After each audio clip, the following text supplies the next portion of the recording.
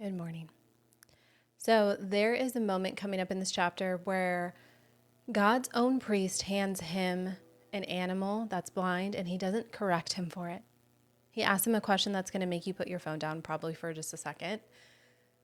He says, take that same animal, walk it over to your governor, and see if it flies with him. See if the person you act like, let me ask it like this. See if the person you can actually answer at work would accept what you just handed me, right? So stay with me, you guys, because this question isn't staying inside the text this morning. It's coming straight for whatever you handed off today without thinking twice about it. So good morning as you all are coming in. It is a beautiful Wednesday. I'm excited to see each and every one of you. I'm glad you got the text reminder. I did too. I'm glad it went through. I didn't get a chance because it is overcast today. And I was like setting up my lighting and it just was not, it wasn't cooperating. Raina, last night I sent out an email to have you guys opt in to whatever kind of text you would like to receive.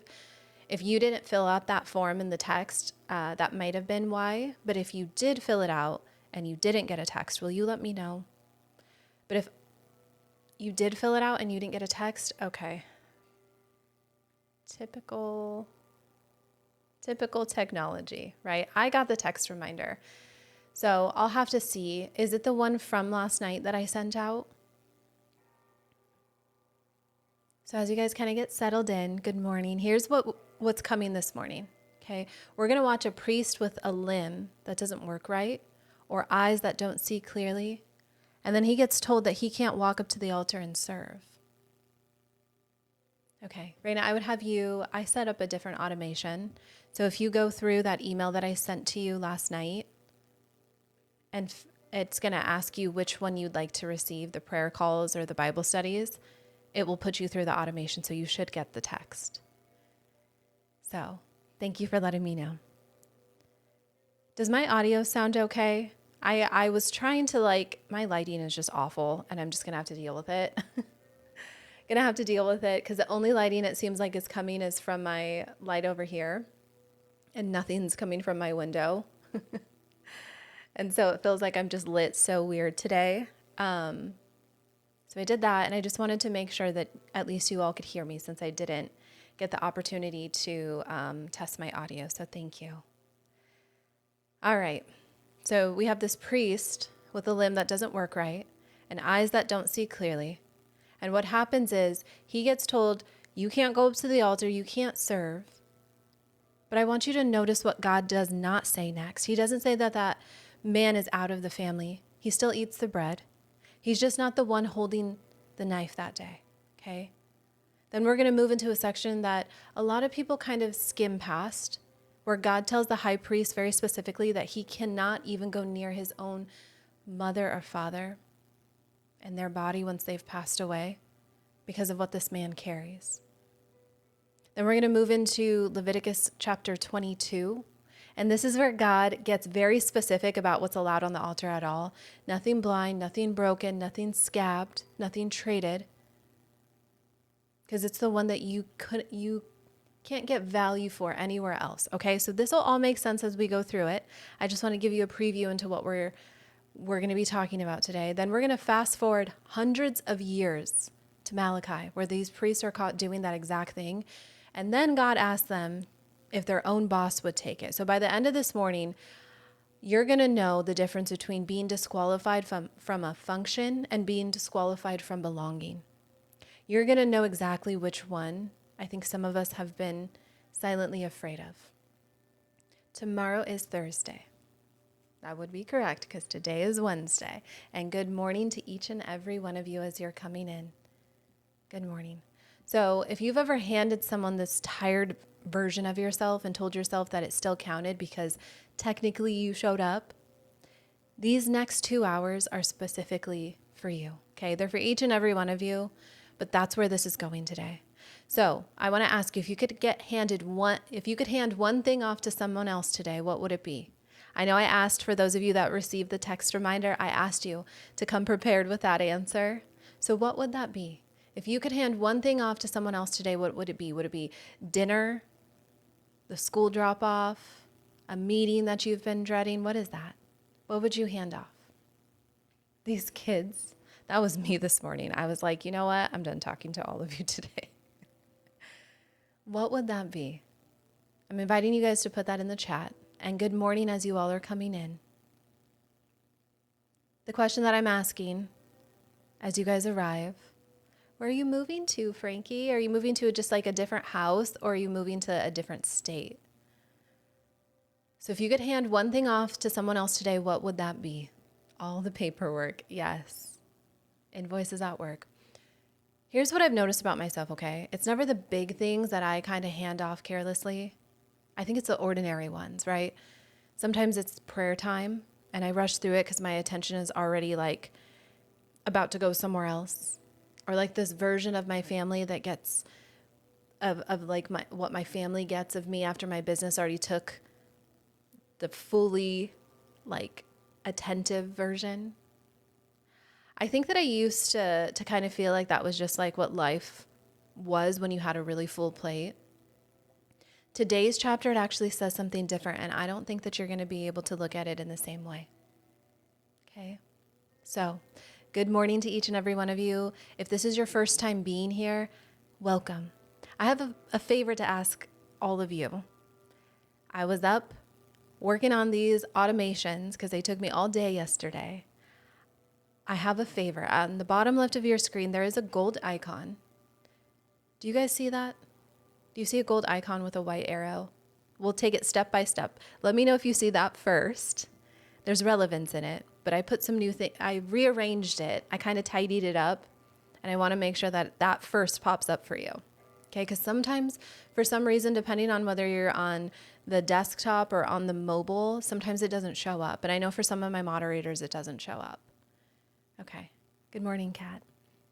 So that's step one. Step two, when you click on it, do you see there should be a garden session RSVP? There should also be a new option. What does that new option say? Let me pull it up real quick because my memory is not going to work today of everything that I put in there. There should be another option that says Hearing God Through the Noise challenge. That should be available on there. And then, let's see. Free Kingdom Mandate, the replays, how's your business been growing? And then sign up for text reminders. There's not a garden RSVP option. Can you let me know if you guys see, if there's no garden, can you say no garden? But if you see garden, say yes garden. There's no garden. Okay. Well, do you see it? Is there an option that says message me? If you scroll a little bit lower, some of you do see the garden. Okay. Okay.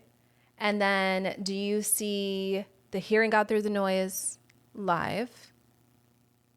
There's no garden and no sign up for text. I think, well, the sign up for text is in the DM option or like the frequently asked questions. Some of you see it, some of you don't, which is fine. I just want to be sure that at least, I guess at least some of you will see it. You never know sometimes with TikTok. So you see everything. All right. Well, I want to let you know, I guess while you guys are all in there, that is now an option for you to sign up for the text reminders just here. So while you are in there, all of the things that are available in there are free to you. And if this is your first time, welcome. We have a lot going on today. I love Wednesdays. It's such a full day, and I get to spend most of my morning with each and every one of you. But if this is your first time, I do these Bible studies every Monday through Friday. Today we have our Hearing God Through the Noise challenge at the end of the study today. But as we go through scripture, I read, for the most part, I read verse by verse. Sometimes I have to skim over them just based on the algorithm. Some things I can't say, especially in Leviticus. I do it in plain language. I relate it right back to where we are in our lives. Is that international numbers too? It should apply, yes. We'll see. I don't know. This thing is tricky. Okay, you don't have to have a Bible background. I relate it to where we are right now. So I just meet you whether you are knowledgeable in Scripture or not. Okay, so as you guys were coming in, I asked you a question, and I still want to know, for those of you that joined, if you could hand off one thing today, what would that be? What would that be? Would it be dishes, dinner, something at work, attitudes from your kids? Like, what would that be for you today? I encourage you to keep them coming. It's relevant to where we're going to be at today, so I'm not just asking some random question, even though sometimes my questions are they have no meaning.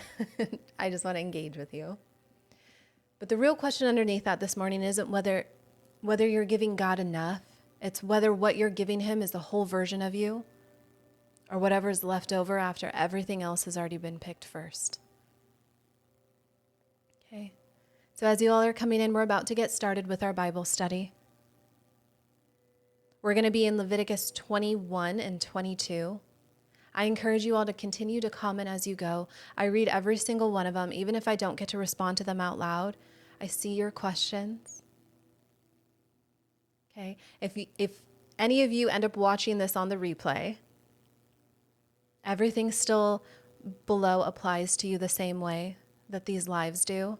So if any of you want to catch these on the replays and you have to hop off early, or you're like, I really loved that, I need to come back to that, they're available for you all in that same space with the gold icon with the white arrow.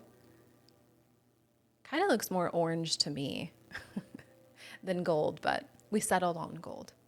And if your feed ends up getting choppy, just refresh. And I don't know what my lighting's going to do today, because I don't know what the weather is going to be like. I hate when it's overcast because my lighting is just awful. So I might change colors today and be super orange. I might get really bright, and I might have to stop and readjust my camera. We'll see what today ends up being. Okay. And if this is your first time being here, will you put that in the chat? Say first time, so I can see you, and I want to give you a real hello. Okay. A real good morning. Or evening. For some of you, it's evening. So we're going to open up in prayer. Good morning, Carmen. Good morning to each and every one of you. I see you all coming in. Some of you, I can't say your usernames because it's kind of far and I can't really read it very well. But good morning to every one of you. So we're going to get moving. I'm going to ask you all to put your prayers in the chat. Okay, as we continue in. It could just be one word that you're praying over. It could be details if you want to do that. We know that God knows all the things going on in your life. And I always encourage each and every one of you to go ahead, and they do work. Yay! I'm so excited. That made my day. Okay, I thought they did, but you never know. I just invite you to pray over one person. Okay, you don't have to say it in the chat who you're praying over. Just sometimes we are like a family, and so we love praying over one another. And so we're going to open up our time and invite Holy Spirit in. Carolyn, I have to figure out how to turn off the comments, so we'll test that. We'll see if that's an option. I know that you had asked yesterday.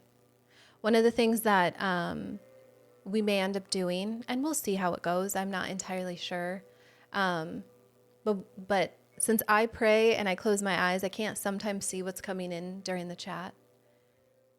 And so I'll give you a second to go ahead and put those in. And I know some of you are just joining. We're going to pray in this study. I'm going to invite you all to just pray with me and be focused on the prayer. Okay? So, Heavenly Father, I thank you for this morning. We invite you into this prayer today, into this study. Please fill each and every one of us with your presence. Please give us eyes to hear what you have laid out for us in Scripture. Please fill the room with those that need to hear this today especially. And we thank you for the opportunity for every person that comes on this live or on the replay. I know that you see the comments as they come through. Prayers for marriages, finances, clarity, so many different things that we're navigating, Father, but we know that you know each one of them intimately. And we want to lay them at your feet, knowing that you have made a way for us, even if we can't see all the details of everything yet. Our job is just to take that next faithful step and trust in you. I pray that we are able to come to this study today, to give you our whole selves, to find moments where we can just be still and be present with you. That we can give you our attention and not the leftovers of our day. Thank you for being patient. Thank you for your grace and your mercy as we navigate these things. I thank you for everything that we are about to highlight today. And thank you for being with us. In Jesus' mighty name I pray. Amen. Okay. All right, you all. We're going to get into it. We're going to be in Leviticus 21 and 22.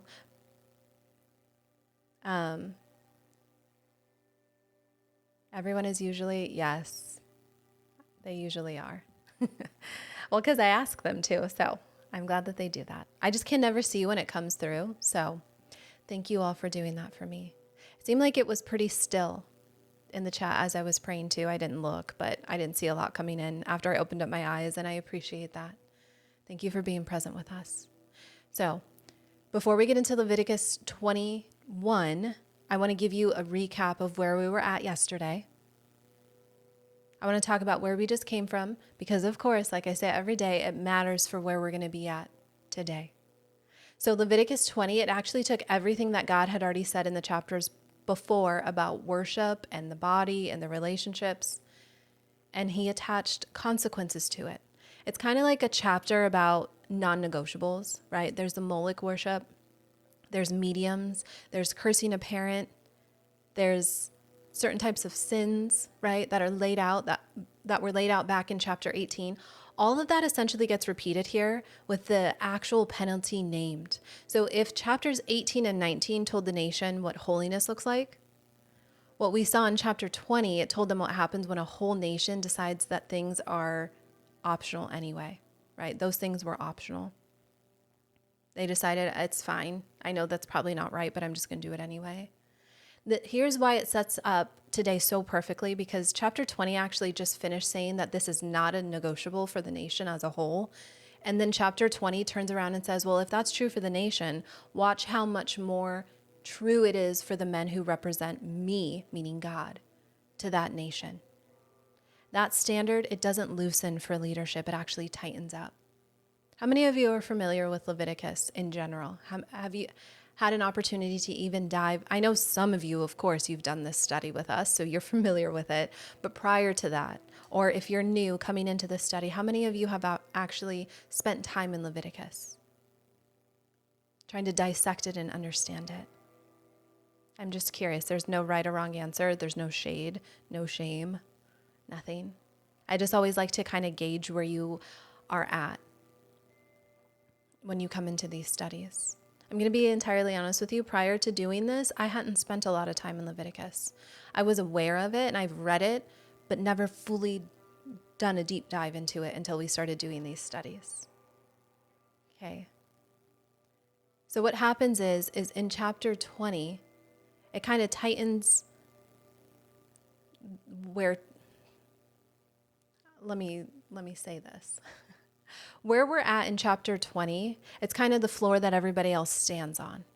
Chapter 21 and 22 are about to, they're about the higher ledge that the priest has to stand on. Not because they're worth more, but because they carry things on behalf of everyone else, right? So if this is your first time in Leviticus, here's a short version of where we've been through, just to kind of catch you up. Chapters 1 through 7 covered the offerings, how to even approach God at all. And then chapters 8 through 10 covered the priesthood being set apart and what happens when things get handled carelessly. And then chapters 11 through 15, they covered what makes a person clean or unclean in their daily life. And then chapter 16 gives us the Day of Atonement. And chapters 17 through 20 it turned holiness into something that governs worship and the body and the relationships, all the way down to the consequence. So where we're going to be at today in chapters 21 and 22, it's going to take that whole foundation and apply it specifically to the people standing closest to the altar and what's allowed to be placed on this altar. All right, so we're going to dive into it. And if you've missed any of these studies, they're available for you to watch all of the replays all the way back to Genesis. So you'll never be behind, okay? I send the replays out at the end of each and every day, so you guys have access to those. So I'll read verses 1 through 9, and then we'll stop and dissect it. My music doesn't sound too loud for you guys. It feels a little loud today. It probably isn't, but when it's right here, sometimes it's like, I can usually gauge if it's a little overpowering. I just want to make sure that it doesn't compete with my voice. So sometimes when the music kind of ebbs and flows, please let me know if it starts to be distracting. Thank you all. All right. So chapter 21 of Leviticus, verses 1 through 9, it says, "And the Lord said to Moses, Speak to the priests and the sons of Aaron, and say to them, None shall defile themselves for the dead among his people, except for his relatives who are nearest to him, his mother, his father, his son, his daughter, and his brother. Also his virgin sister who is near to him, who has no husband for her, he may defile himself. Otherwise he shall not defile himself, being a chief man among his people to profane himself. They shall not make any bald place on their heads, nor shall they shave the edges of their beards, nor make any cuttings in their flesh. They shall be holy to their God, and not profane the name of their God. For they offer the offerings of the Lord made by fire, and the bread of their God. Therefore they shall be holy. They shall not take a wife who is a harlot or a defiled woman, nor shall they take a woman divorced from her husbands, for the priest is holy to his God. Therefore you shall consecrate him, for he offers the bread of your God, and he shall be holy for you. For I, the Lord, who sanctify you, am holy. The daughter of any priest, if she profanes herself by playing the harlot, she profanes her father, and she shall be burned with fire." That's a lot in that section, right? There's a lot that it says, but I want you to take note of what this law actually doesn't say, okay? It doesn't say that priests can't grieve. It says that the priests give a boundary, right? So when we look into verses 1 through 4, it's essentially saying that the priest has a boundary drawn around it that an ordinary Israelite's grief, it didn't have. Everyone else in the camp could touch a body, and they could mourn fully, and they could tend to whomever they lost. That priest couldn't do that freely, not because his loss mattered less, but because his role carried a limit his personal life had to bend around, okay? So in the original Hebrew, the word behind what disqualifies him here shares this root word, essentially to profane or to make common. So touching a body didn't only make him ritually unclean the way that it would anyone else. It risked making common the very thing that his life had been set apart to represent. I want you to also remember this. We've been in this in these previous chapters, we've been talking about what it means to be set apart, meaning that you're not isolated. God is calling you his, right? And because God is holy, there are just certain boundaries that he has to set around the people that are in order for him to be near to you. Okay, so just keep that in mind as we read this. If he were to go and touch an individual who had passed away, it risked making it like commonplace. And that was the very thing that his life had been set apart. It had deeper meaning, not than anybody else's, but he was set apart, okay? That sounds like a very strange trade to sit inside of if you've never led anything, if you've never been a leader of anything. The calling doesn't stop needing you just because your own life fell apart that week. But this chapter goes on to say they must not shave their heads or shave the edges of their beard or cut their bodies. They must be holy to their God and must not profane the name of God, right? Before they present the food offerings to the Lord, because they are holy. We see that in verses 5-6. And I'll get to some of your questions here in just a second, because I see them, but it's coming, okay? So these mourning practices named here, like shaving the head, cutting the body, they were common grief rituals in the surrounding culture. Do you remember how in some of the previous chapters we've touched on that? How like there's certain things that were just like common to them, that anybody seeing them, they wouldn't think like, ooh, that's really weird. What are they doing? Kind of like when we wear black to a funeral. Even in that culture, they would like rip their clothes. It's saying that these leaders can't partake in some of those activities, even though it's common to everyone around them.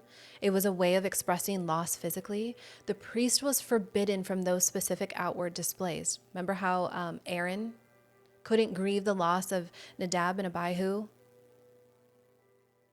And his two other sons couldn't grieve in that same way, but the cousins could. The priest was forbidden from those specific outward displays, not because grief in itself was wrong, right? But because his body had become part of what represented God's holiness to like the watching nation, okay? So what he did with his own skin and his head wasn't his anymore. So stay with me, because this is going to sound like this is very strict. But I want you to picture what this would have actually felt like for the priest, right? His father passes away, and the whole community is watching to see whether he still shows up to serve. Because if he doesn't, somebody else has to step in. And the rhythm of the nation's worship depends on him doing his part. That's not a small ask. And I know that most of us, I would say, have probably felt some version of that, right? Your team still needs you. Even if the week that your world caved in, your kids still need dinner the night that everything in you wanted to lay down and just stop.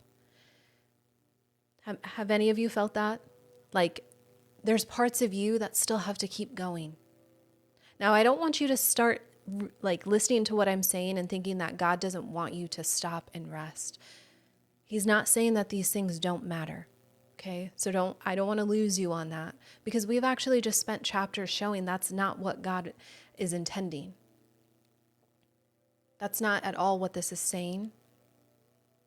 This law is not saying that grief doesn't matter, because it very much so does to him. But what it's saying is that when you represent something bigger than your own life, the boundaries around your response, they get drawn tighter than they would for anyone else. That's not cruelty. It's actually the cost of what you were entrusted with.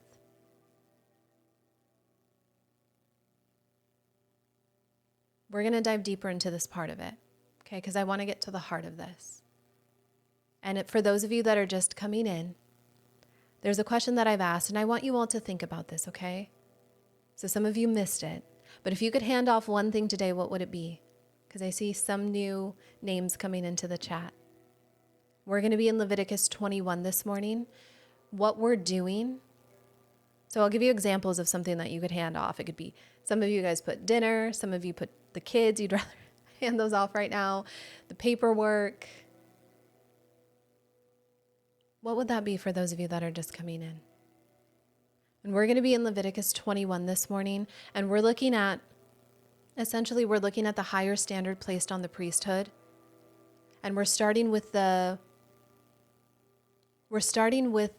limits placed on their grief. So if today ends up, getting away from you and you have to like duck out early, that is okay. At the bottom left of your screen, there's a gold icon. We're not very far into scripture, so you really haven't missed much, but you can get all of the replays. I send them to you after the end of each and every day. Okay. For those of you who said like school drop off or dinner, I want you to hold on to that thought, because in a minute we're going to read something that you can't actually hand off no matter how hard you try. So I'm going to read from Leviticus 20, and I'll go through verses 10-15, okay? He who is the high priest among his brethren, on whose head the anointing oil was poured, and who is consecrated to wear the garments, shall not uncover his head, nor tear his clothes, nor shall he go near any dead body, nor defile himself for his father or for his mother, nor shall he go out of the sanctuary, nor profane the sanctuary of his God. For the consecration of the anointing oil of his God is upon him. I am the Lord. And he shall take a wife in her virginity, a widow or a divorced woman or a defiled woman or a harlot. These he shall not marry, but he shall take this woman who hasn't been with anyone else intimately, of his own people as wife, nor shall he profane his posterity among his people. For I, the Lord God, sanctify him. Okay. So what's happening here is I want you to notice the standard tightens up again. Okay? It's like another level up. An ordinary priest could not attend to his mother or father's body. So this high priest, he can't, not even for them, okay? The higher the role, the narrower the room for, to maneuver. This is right down to who he's permitted to marry. And that last detail is really easy to misread if we don't slow it down, because this isn't a statement about the worth of a widow or a divorced woman. I don't want you to think that at all. Because Ruth was a widow, right? Naomi was a widow. Neither of them are being called lesser by this text. This is a restriction placed on one specific office. It is the highest office in Israel's worship system. Because of what that office represented to the entire nation, it wasn't a verdict on every woman who had walked through loss or a broken marriage. The line here is about function in a single role, not about a human worth. So please don't take that. Please don't take it as that. So in the culture surrounding Israel, marriage into the priestly line, it wasn't a private decision. It was a public, generational, and directly tied to the credibility of the whole worship system in front of the watching nations. So this high priest and his household, it kind of became this public exhibit of what it means to be, of what nearness to God was supposed to look like. That's a heavy thing to carry into a marriage, having your household examined as evidence of something bigger than your relationship. So if you've ever led publicly, I think that some of you already know what this kind of weight holds. People don't just watch what you teach, right? They watch your home, they watch your marriage, your kids, and then they draw conclusions about your God from what they see here, right? Whether that's fair to expect of you or not. And I know that probably doesn't sound, I feel like it doesn't necessarily sound fair all the time, because it's I should be allowed to do what I want to do, what I'm not, But when you're representing God, you're held to it's a different standard. It's a reflection of Him. Do you remember when we were talking about the 10 Commandments? And as we were going through that commandment that said, do not take the Lord's name in vain, right? And we learned that it actually means to be a representative of God, to represent Him. Don't take anything or say anything or do things that are going to discredit Him. You are a representative of Him. We are set apart. We walk differently. Yes, we will all falter, right? We all fall short of the glory of God. Where do you feel that most? Where people draw conclusions about you? About your faith from your life instead of just words. Is that at work? Is that on social media? Is that in friendships? Maybe that's even, what I kind of think for myself? I have family that's watching that they're not believers per se. And I feel I feel that a little bit more. Not that I don't feel it anywhere else. I also feel it here because I'm I got to pay attention to what I wear. Got to pay attention to what I post on social media. Got to pay attention to even how I do these studies, right? Because if we're speaking and trying to represent the Word of God, you want to be a good steward of that, right? So I want to welcome each and every one of you that are just joining. We're in Leviticus 21. I'm just asking a question really quick. Where do you feel like people make... I'm trying to figure out how to word this in the best way. Where do you feel that most, where people are like, I should say, where do you feel this most? It's kind of like the sense that people are drawing this conclusion about your faith from your life instead of just your words. Yeah, that would kind of be right. I would say judge. I don't know if that's necessarily what they're doing, but they're just drawing a conclusion about your life, about your faith based on the way that you live your life instead of just what you say. Right, your actions instead of your words, kind of. I see family a lot. That's very interesting. I mean, I said it too, so I get it. But when I say family, I think it's more so for the ones that they don't have a relationship. I don't want to say that, I mean, technically they're considered not believers, but they're curious. I would say that. Curious about who he is. They haven't fully formed an opinion of him. And that's where I feel like it's actually the most important. Because I want them to see that, like, it's okay to come to him. And I'm not perfect, but I try to be a good representative. And I try to be kind, and I try to be respectful and listen, and just all of these different things. Sometimes I feel like it's there most, even more so sometimes than social media, because that's easy. That's easy for me to like post the highlights or only post parts of my life that I want you to see, right? I'm usually pretty vulnerable and transparent with you, but it's just different. So if this is your first time being in this study, can we welcome you?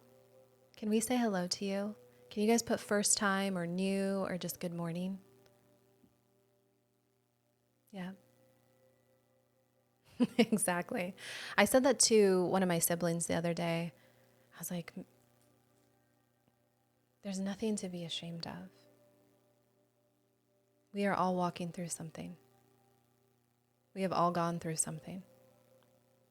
So you being in church, that's exactly where you need to be. Good morning to each and every one of you. Good morning, good morning. I love that. All right, so we're in Leviticus 21. I'll read verses 16 through 23.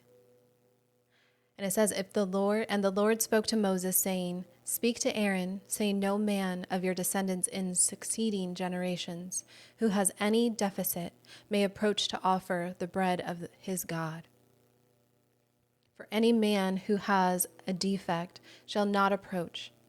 A man, blind or lame, who has a marred face or any limb too long, a man who has a hunchback or a dwarf, or a man who has a defect in his eye or eczema or scab, or is an eunuch. Eunuch? I don't know. It's split up, so it's kind of hard for me to actually see the word. No man of the descendants of Aaron the priest who has a defect shall come near to offer the offerings made by fire to the Lord. He has a defect, and he shall not come near to offer the bread of his God. He may eat the bread of his God, both the most holy and the holy. Only he shall not go near the veil or approach the altar, because he has a defect, lest he profane my sanctuaries. For I, the Lord, sanctify them. Eunuch? Okay, thank you. It's kind of hard to see because it literally is split right in the middle of it. Thank you. I love when you guys help me say things. All right, so let's go into this. Because this kind of sounds like, why would God say that? Do any of you feel like that? Why would God disqualify certain people? The detail that I really want us to sit with, and I want to handle this word carefully since it's not in the same language that we use in the same way today. Okay, in the original Hebrew, the word behind defect is mum, a physical flaw, and the list is actually very specific. It's blind, lame, a broken hand or a foot or a hunchback, damaged eyes, right? This priest carrying any of these, he couldn't just walk up to the altar and serve. But I want you to look at what it says in verse 22. That's what yours says? Very interesting. Mine does not say that. And so when we look into verse 22, it says, he may eat the bread of his God, both the most holy and the holy. Okay? That's right there after that list. That same priest, he still eats the bread of God, both the holy portion and the most holy portion. He is disqualified from the function, from the family. That disqualification is kind of like the whole hinge of this morning. So I want to say this very, very plainly, okay? There's a difference between what disqualifies you from serving in a particular role and what disqualifies you from belonging at the table at all. So what this law does is it draws that line very clearly. He doesn't get to serve at the altar, but he never stops being fed.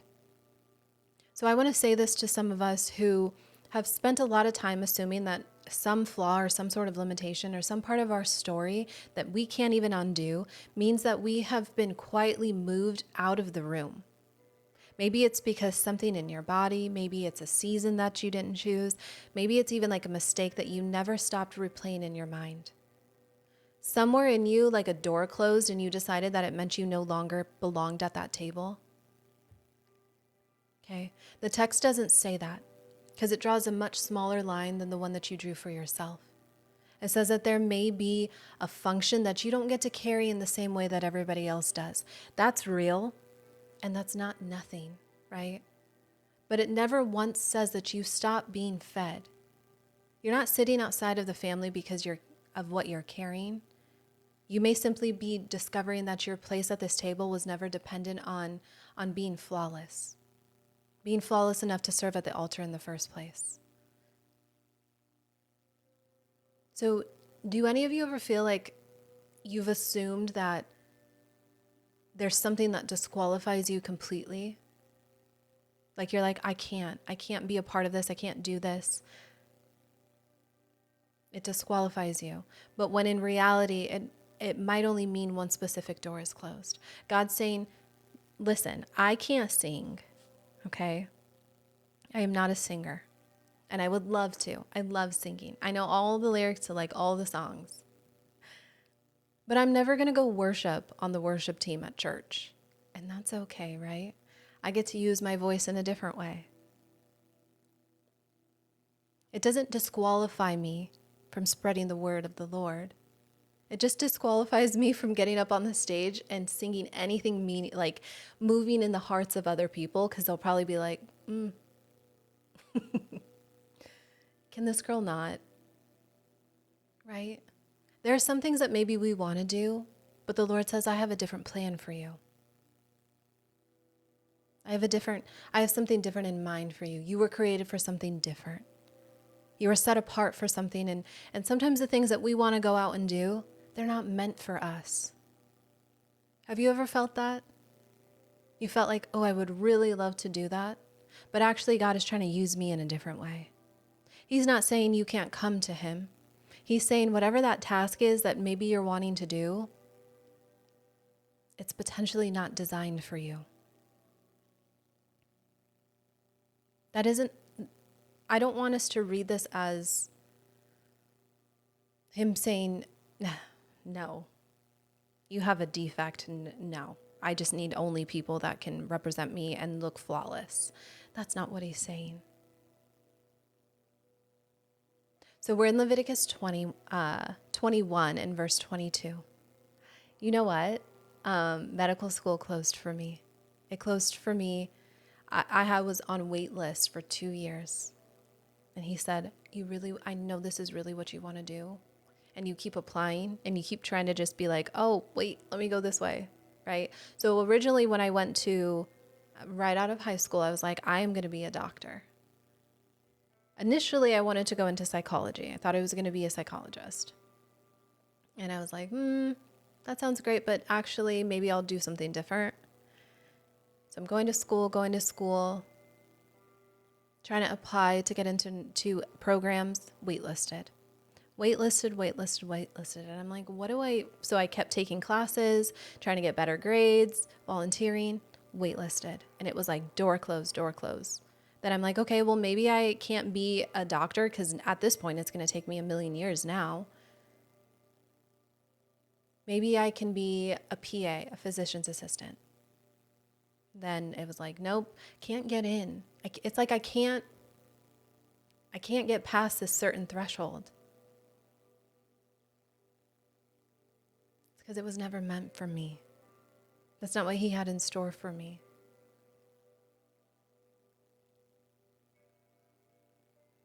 Is there something that you guys have walked through? I know that you're putting them in the chat and I love to read through that.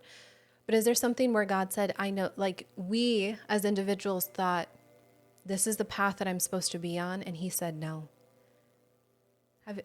I would love to see what that is. Oh, I'm done. I'm done with school. God has taken me in the farthest direction from the medical field, and I don't even have an interest in it anymore. A lawyer. Oh, I love that. Yeah, sometimes he does. I know that there's nothing wasted with the Lord, right? So there are things that I think that he has to take us through experiences, but not every, like sometimes those closed doors are a form of protection. And he's saying, it's almost like I'm walking down this path and I'm trying to walk down the wrong path. And he like has to put a barrier up and guide me back to the path that I was supposed to be on. That's kind of how I viewed it. I kept trying to go down this one lane and he was like, no. Like he put a little bumper and said, nope, go this way. Okay. It was not for nothing.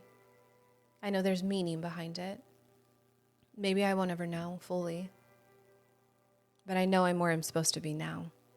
So you're supposed to be a teacher.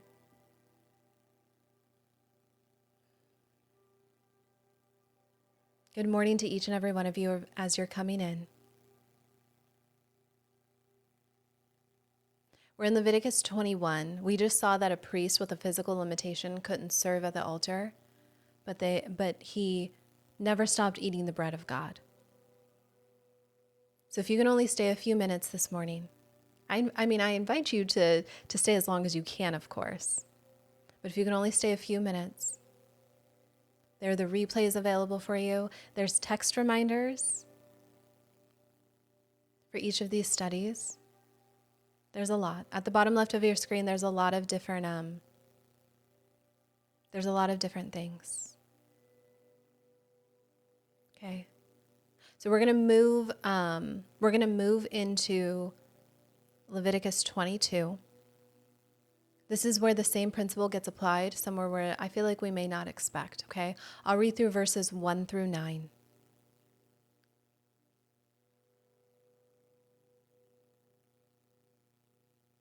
I don't know what you just said. It looks like you put like a jumbled... You love the text, Rue, at the text remen. I think you meant to say you love the text reminders, but I don't know what your phone did. It looked like a massive autocorrect. That's me. So I can definitely relate. My phone does that all the time, especially if I'm voice to text. You guys will see that happen a lot in our Discord chat. I send you a lot of voice to text because sometimes when I get off these Bible studies or I get done with my lives and our teachings, I just don't want to use my hands. I'm just tired and I'm like, talk. So it looks like a gigantic run-on sentence. All right, so I'll read verses 1 through 9. Then the Lord spoke to Moses, saying, "Speak to Aaron and his sons, that they separate themselves from the holy things of the children of Israel, and that they do not profane my holy name by what they dedicate to me. I am the Lord. Say to them, whoever of all your descendants throughout your generations who goes near the holy things which the children of Israel dedicate to the Lord, well, he has uncleanliness upon him, that person shall be cut off from my presence. I am the Lord. Whatever man of the descendants of Aaron who is a leper or has a discharge shall not eat the holy offerings until he is clean. And whoever touches anything made unclean by a corpse or a man who has had an emission of his man stuff. Okay, can't say it on TikTok. Or whoever touches any creeping thing by which he should be made unclean, or any person by whom he would become unclean, whatever his uncleanliness may be, the person who has touched any such thing shall be unclean until evening, and shall not eat the holy offerings unless he washes his body with water. And when the sun goes down, he shall be clean, and afterward he may eat the holy offerings, because it is his food. Whoever passes away naturally or is torn by beast, he shall not eat, to defile himself with it. I am the Lord. They shall therefore keep my ordinance, lest they bear sin for it and die thereby. If they profane it, I, the Lord, sanctify them. Now, if this is your first time being in this study, or you're not familiar with some of these, I want you to know that sometimes I have to change what the text says, not because I'm changing the meaning of it. So I don't want you to misunderstand those two things. I'm not changing the meaning behind it. There's just some things on a TikTok, on social media, that I can't say because I don't want the live to get suppressed. So I don't want you to think like, why is she changing around scripture? I'm just trying to be mindful of what I say. Be respectful of what I say, okay?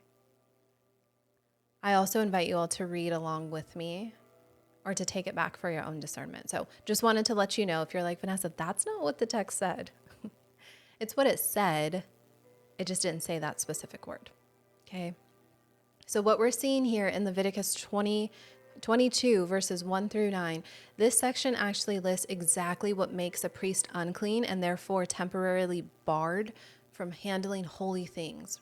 That includes skin disease, a discharge, touching something already unclean, and then contact with a creature that has passed away.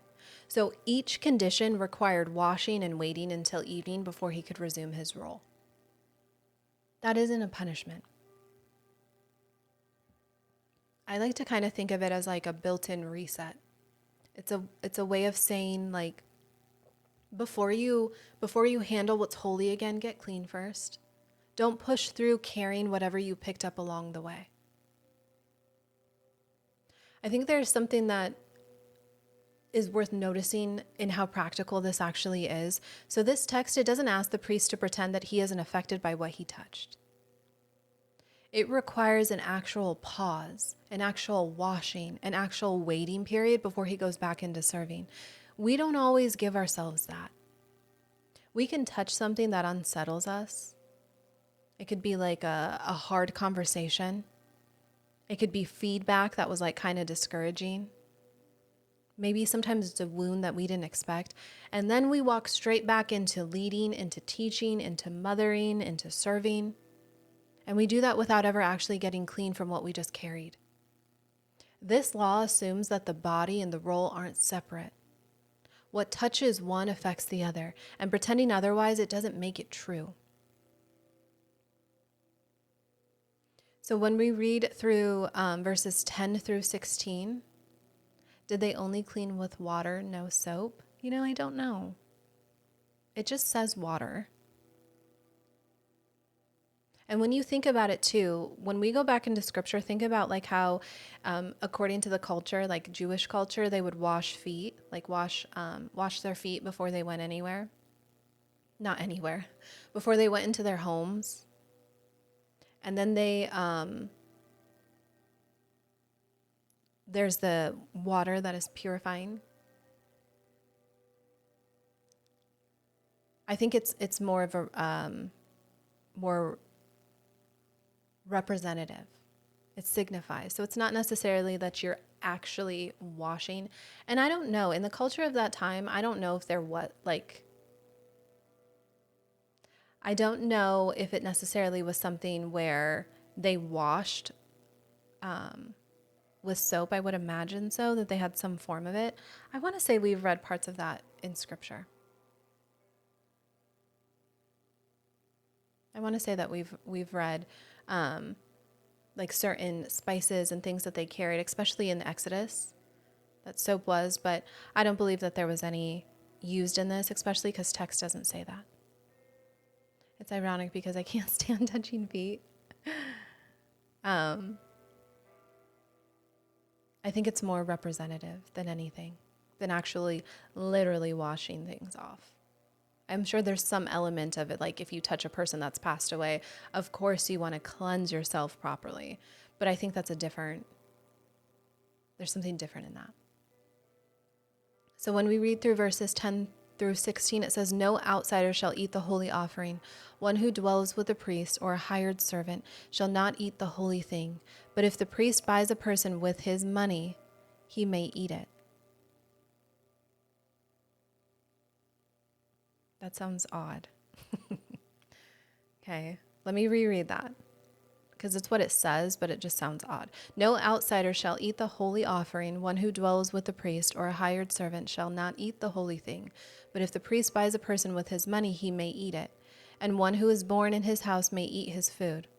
If the priest's daughter is married to an outsider, she may not eat of the holy offerings. But if the priest's daughter is a widow or divorced and has no child and has returned to her father's house, as in her youth, she may eat her father's food, but no outsider shall eat it. And if a man eats the holy offering unintentionally, then he shall restore a holy offering to the priest, and 1/5 to it. Give me 1 second. I need to go back. They shall not profane the holy offerings of the children of Israel, which they offer to the Lord, for allowing them to bear the guilt of trespass when they eat their holy offerings. For I, the Lord, sanctify them. Where did Jesus go in age 13 to 30? He didn't go anywhere. Scripture doesn't really tell us in depth where he was. We know that he was preparing for his ministry because he taught in, I want to say it was when he was 12, right?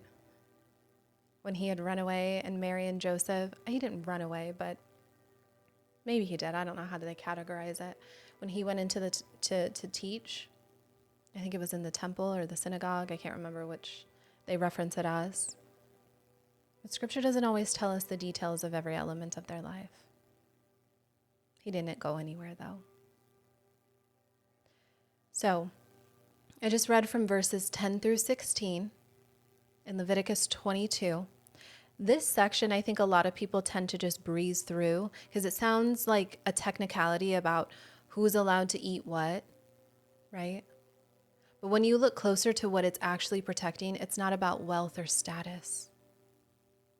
A hired worker, someone paid for their labor, they could not eat the holy food.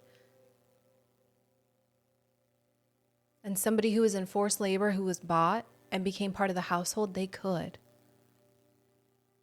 Access wasn't about how much money somebody had or what their social position looked like from the outside. It was about whether they belonged to the household, right? Belonging granted access that hired proximity never could. So the detail about the priest's daughter, I think, is worth sitting with for a little bit. Because if she married outside of the priestly family, give me 1 second. She lost the right. Thank you, Sandra. I was like, why isn't that working? If she married outside of the priestly family, she lost the right to eat the holy food because she now belonged to a different household. But if her marriage ended through like widowhood or divorce and she returned home without children, the text says that she may eat her father's food again, as in her youth, right? Like as when she did before. Her access, it wasn't permanently forfeited by the marriage ending. It was restored the moment that she went back inside the household that she belonged to. I want you to think about how many women assume that once something in their life has shifted, like a relationship that ended, or like a season that didn't go the way that they planned, or even a door that used to be opened, that access is gone forever. This text doesn't work that way. Belonging isn't a one-time fortitude. Right? The daughter's place in her father's house was still hers to return to. It reminds me of this. So, my father-in-law just recently divorced from my my mother-in-law, not my husband's mom, but he married again and he just divorced from her. And she was so nervous that through the divorce, because we weren't, like my husband and my sister-in-laws weren't her children biologically, that because the marriage ended, that we would just be gone. And we welcomed her with, like, we were like, no, we get you. Like, not that we're not with our father, like my father-in-law, it's not that he doesn't matter, but we're like, you're family, right? We love you. You are our children's grandmother. Just because the marriage isn't there doesn't mean you don't belong in our family anymore. Just because things didn't work out in the way that you envisioned it, that doesn't mean that we're shutting the door on you permanently. You are still here, right? This is kind of what I think of in, at least relating to my everyday. But I think that sometimes that happens, right? When things don't go as you envision them, and sometimes you walk away. Yeah, she is such an amazing person. I think a lot of times we feel like the door is shut behind us and it's permanently sealed. This passage, I think it's at least worth letting you ask that question again. Because some of the doors that close, like sometimes those doors close because you no longer belong there. And others were only ever like waiting for you to just come back home. Okay. Have you guys ever thought that? Have you ever assumed that a door was permanently closed only to find out that it was still there waiting? I've had that. And Carolyn, don't pay any mind to him. I wouldn't pay any mind to it, but yes, that is accurate. Sometimes you guys will see, especially if you're new here, sometimes people will come in the chat and they're just creating noise. They appear as valid questions, and they are. But in doing this for as long as I have, and debating the types of people that I've debated, I tend to see a pattern and that they're not asking a genuine question. And for the sake of this study, I don't want it to become noise. But I don't want you to feel like you can't ask me questions at the risk of being muted. Please don't ever think that. I can tell usually most motives behind the questions, and I usually allow when it's kind of iffy. Here's the thing. It's kind of like this.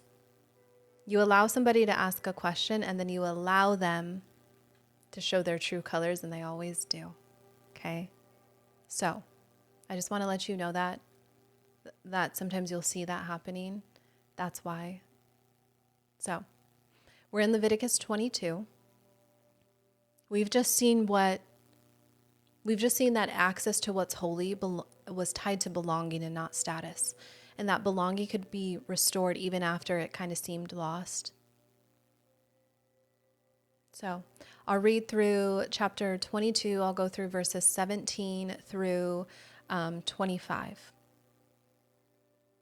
It says, "And the Lord spoke to Moses, saying, Speak to Aaron and his sons, and to all the children of Israel, and say to them, Whatever man of the house of Israel, or of the strangers in Israel, who offers his sacrifice for any of his vows, or for any of his free will offerings, which they offer to the Lord as a burnt offering, you shall offer of your own free will a male without blemish from the cattle, from the sheep, or from the goats.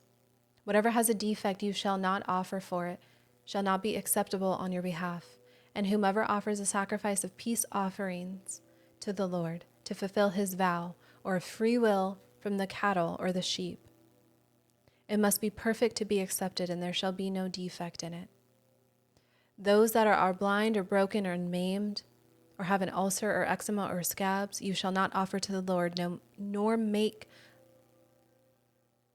an offering by fire of them on the altar of the Lord. Either a bull or a lamb that has a limb too long or too short you may offer as a free will offering, but for a vow it shall not be accepted. You shall not offer to the Lord what is bruised or crushed or torn or cut, nor shall you make any offering of them in your land, nor from a foreigner's hand shall you offer any. I cannot see today, you guys.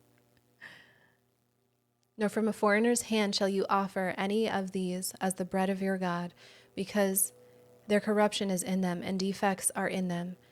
They shall not be accepted on your behalf. So, in the original text, this is the same word mum. It's just now applied to the animal instead of the man. So it's there, like we see here, it says blind or broken or maimed or covered in sores. Nothing under 8 days old and nothing bought as a substitute because it was convenient, right? But there's a cultural detail that kind of changes how this lands. A blemished animal isn't simply less attractive to look at. It was one that a person couldn't sell at full value anywhere else. A trader couldn't pay full price for a blind lamb, right? A neighbor wouldn't trade you as much for a scarred goat. So bringing that particular animal to the altar wasn't a neutral choice. It was the one option that cost the giver nothing that he could have gotten anywhere else. That's what makes this next passage so hard, like generations later, okay? So when we turn to Malachi chapter 1, verse 8, it says, when you offer blind animals for sacrifice, is that not wrong? Right? When you sacrifice crippled or diseased animals, is that not wrong? Try offering them to your governor. Would he be pleased with you? That's in the NIV version of it. So these priests weren't accused of forgetting the law. They were accused of knowing exactly what it cost to give the whole animal and choosing the one that cost them nothing instead. There's another reference that I want to put right next to this one because it shows the opposite response. So in 2 Samuel chapter 24, David builds an altar, and he does it with Aranon. I can't remember how to say the name.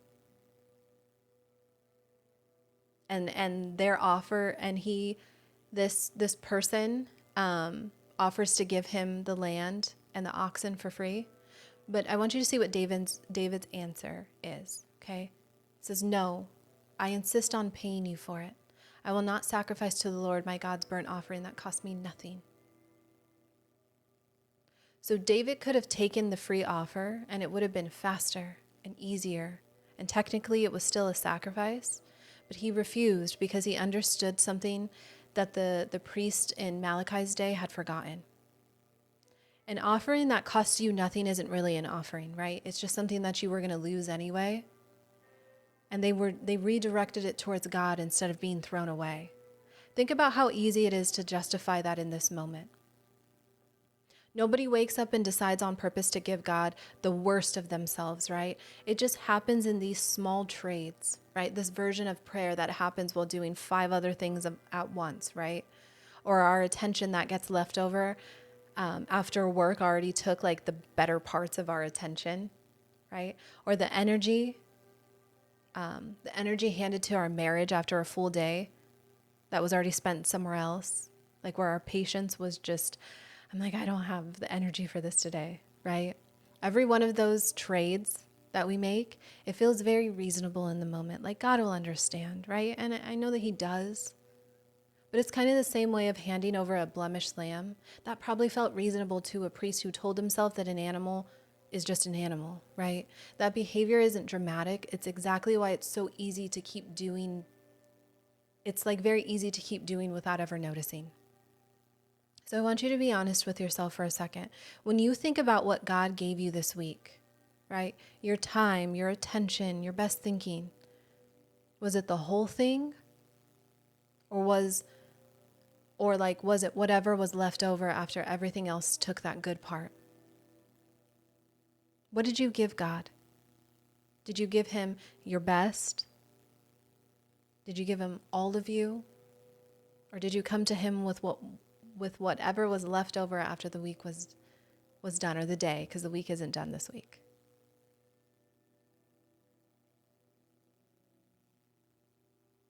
I want you to think about that. And I know that God just wants all of us, right? He wants the emotionally drained parts of us. He wants the parts of us that are grieving or sad or happy. He wants all of it. But I want you just to think about what you gave him this week. Did you give him your time? Did you give him your attention? Did you give him your best thinking?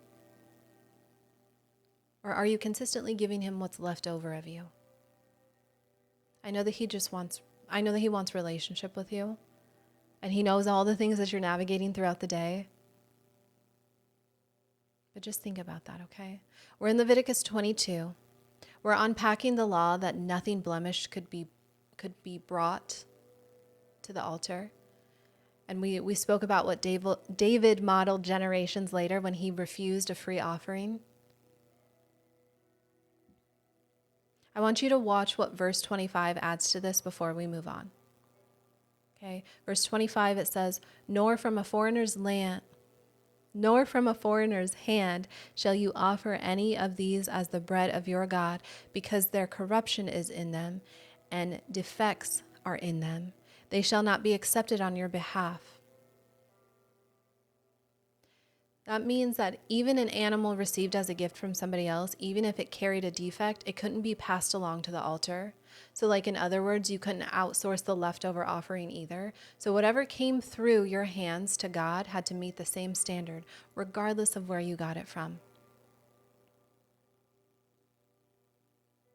Can you guys say this with me? Like put this in the chat.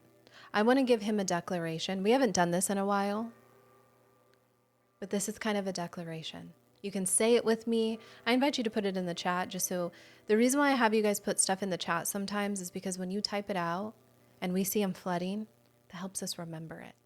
Okay? Whole, not perfect. So WHOLE. Whole, not perfect. Whole, not perfect. I say that because God is never asking for flawless. He was asking for whole.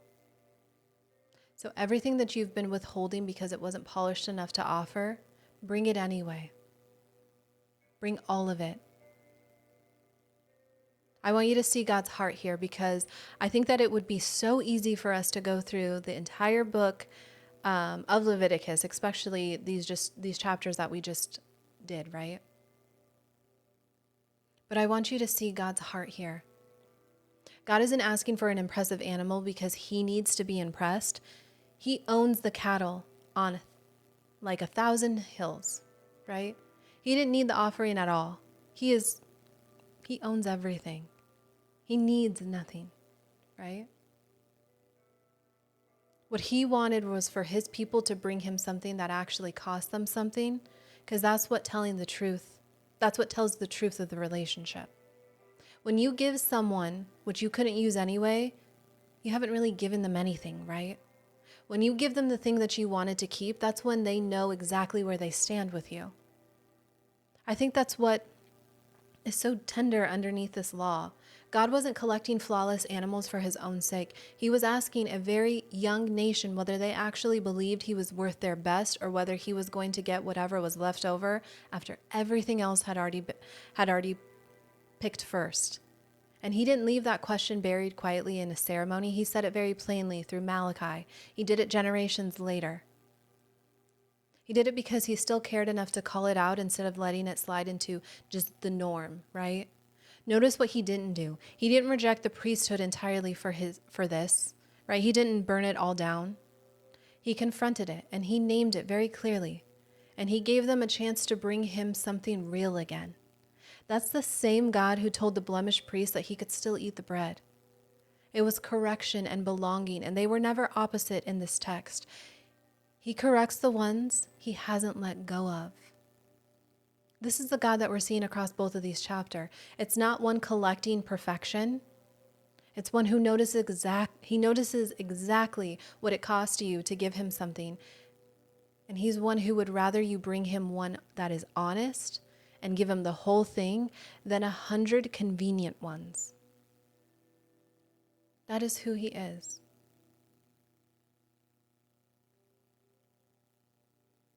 So I want to stop here and think about this. This one, I'm giving you a lot to think about today. I know I don't always do this in studies, but I want to break this text up in a way that we take this and introspectively we think about it so it affects us. Okay. Is there an area right now where you've been handing over like the blemished version because like the whole one felt like just too much to give. Oh my goodness. Think about that. Is there an area where right now you've been handing over this blemished version because giving the whole one felt like it was just too much to give to him? Is it in your marriage? Is it in like you hand God this blemished version of your marriage, or like your prayer, your stillness? Essentially not the whole version. Because giving the whole of it, it just felt like too much in this moment. So just think about that today, okay?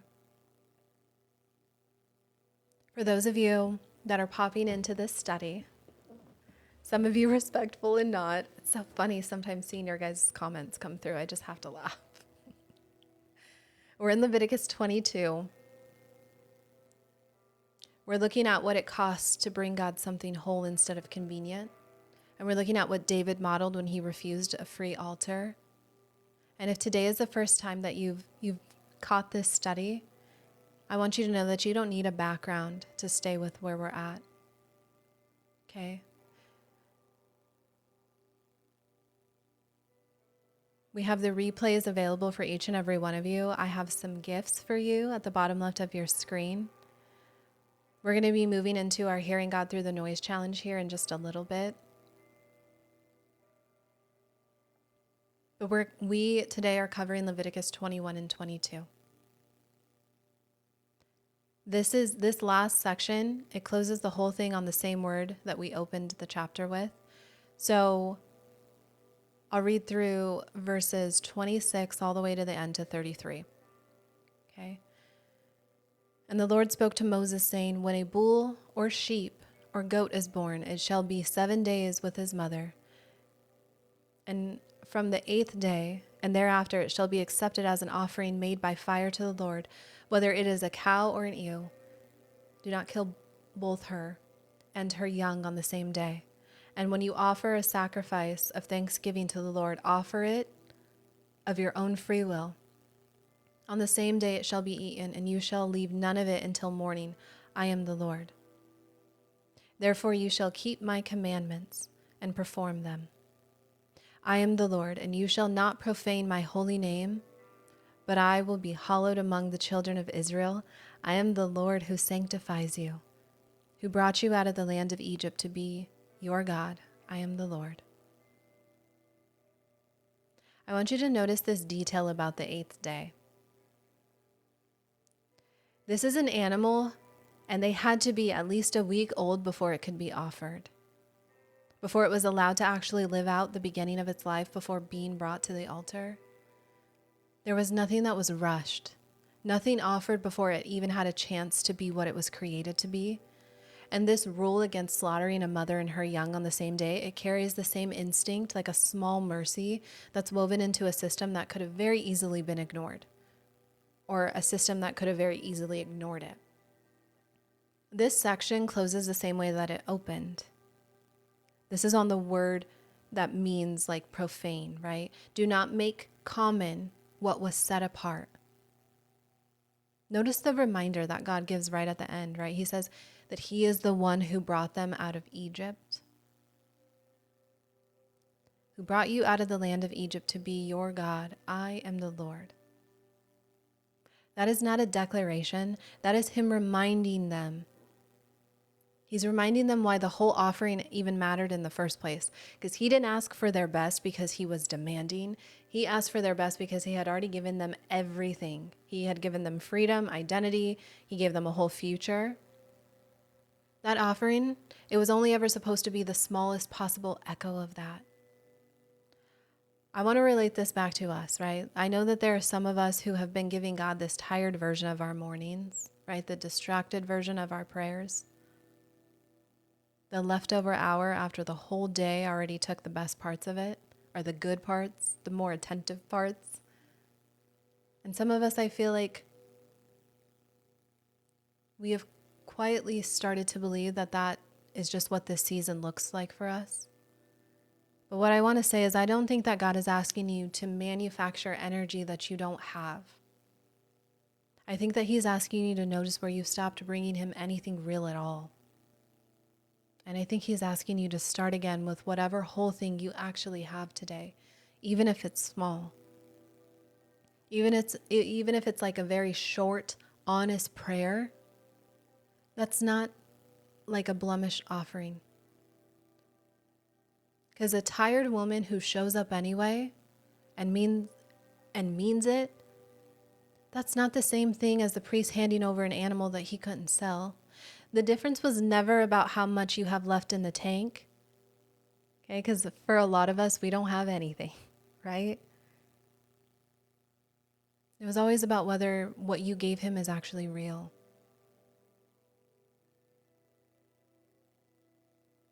Bring him the small, whole thing today instead of the impressive leftover one. And then I want you to watch what God does with it. Okay? I want you all to stay with me because in just a few minutes, we're going to go straight to our Hearing God Through the Noise challenge. I know that if you guys have taken it, of course, we do this every Wednesday, so you don't have to stay for that. We're going to be taking everything that we uncovered this morning into account about what it costs to give God something whole and spend the next hour on what's actually making it hard to hear him clearly, like in the middle of our regular week. I invite you to stay for that. Okay?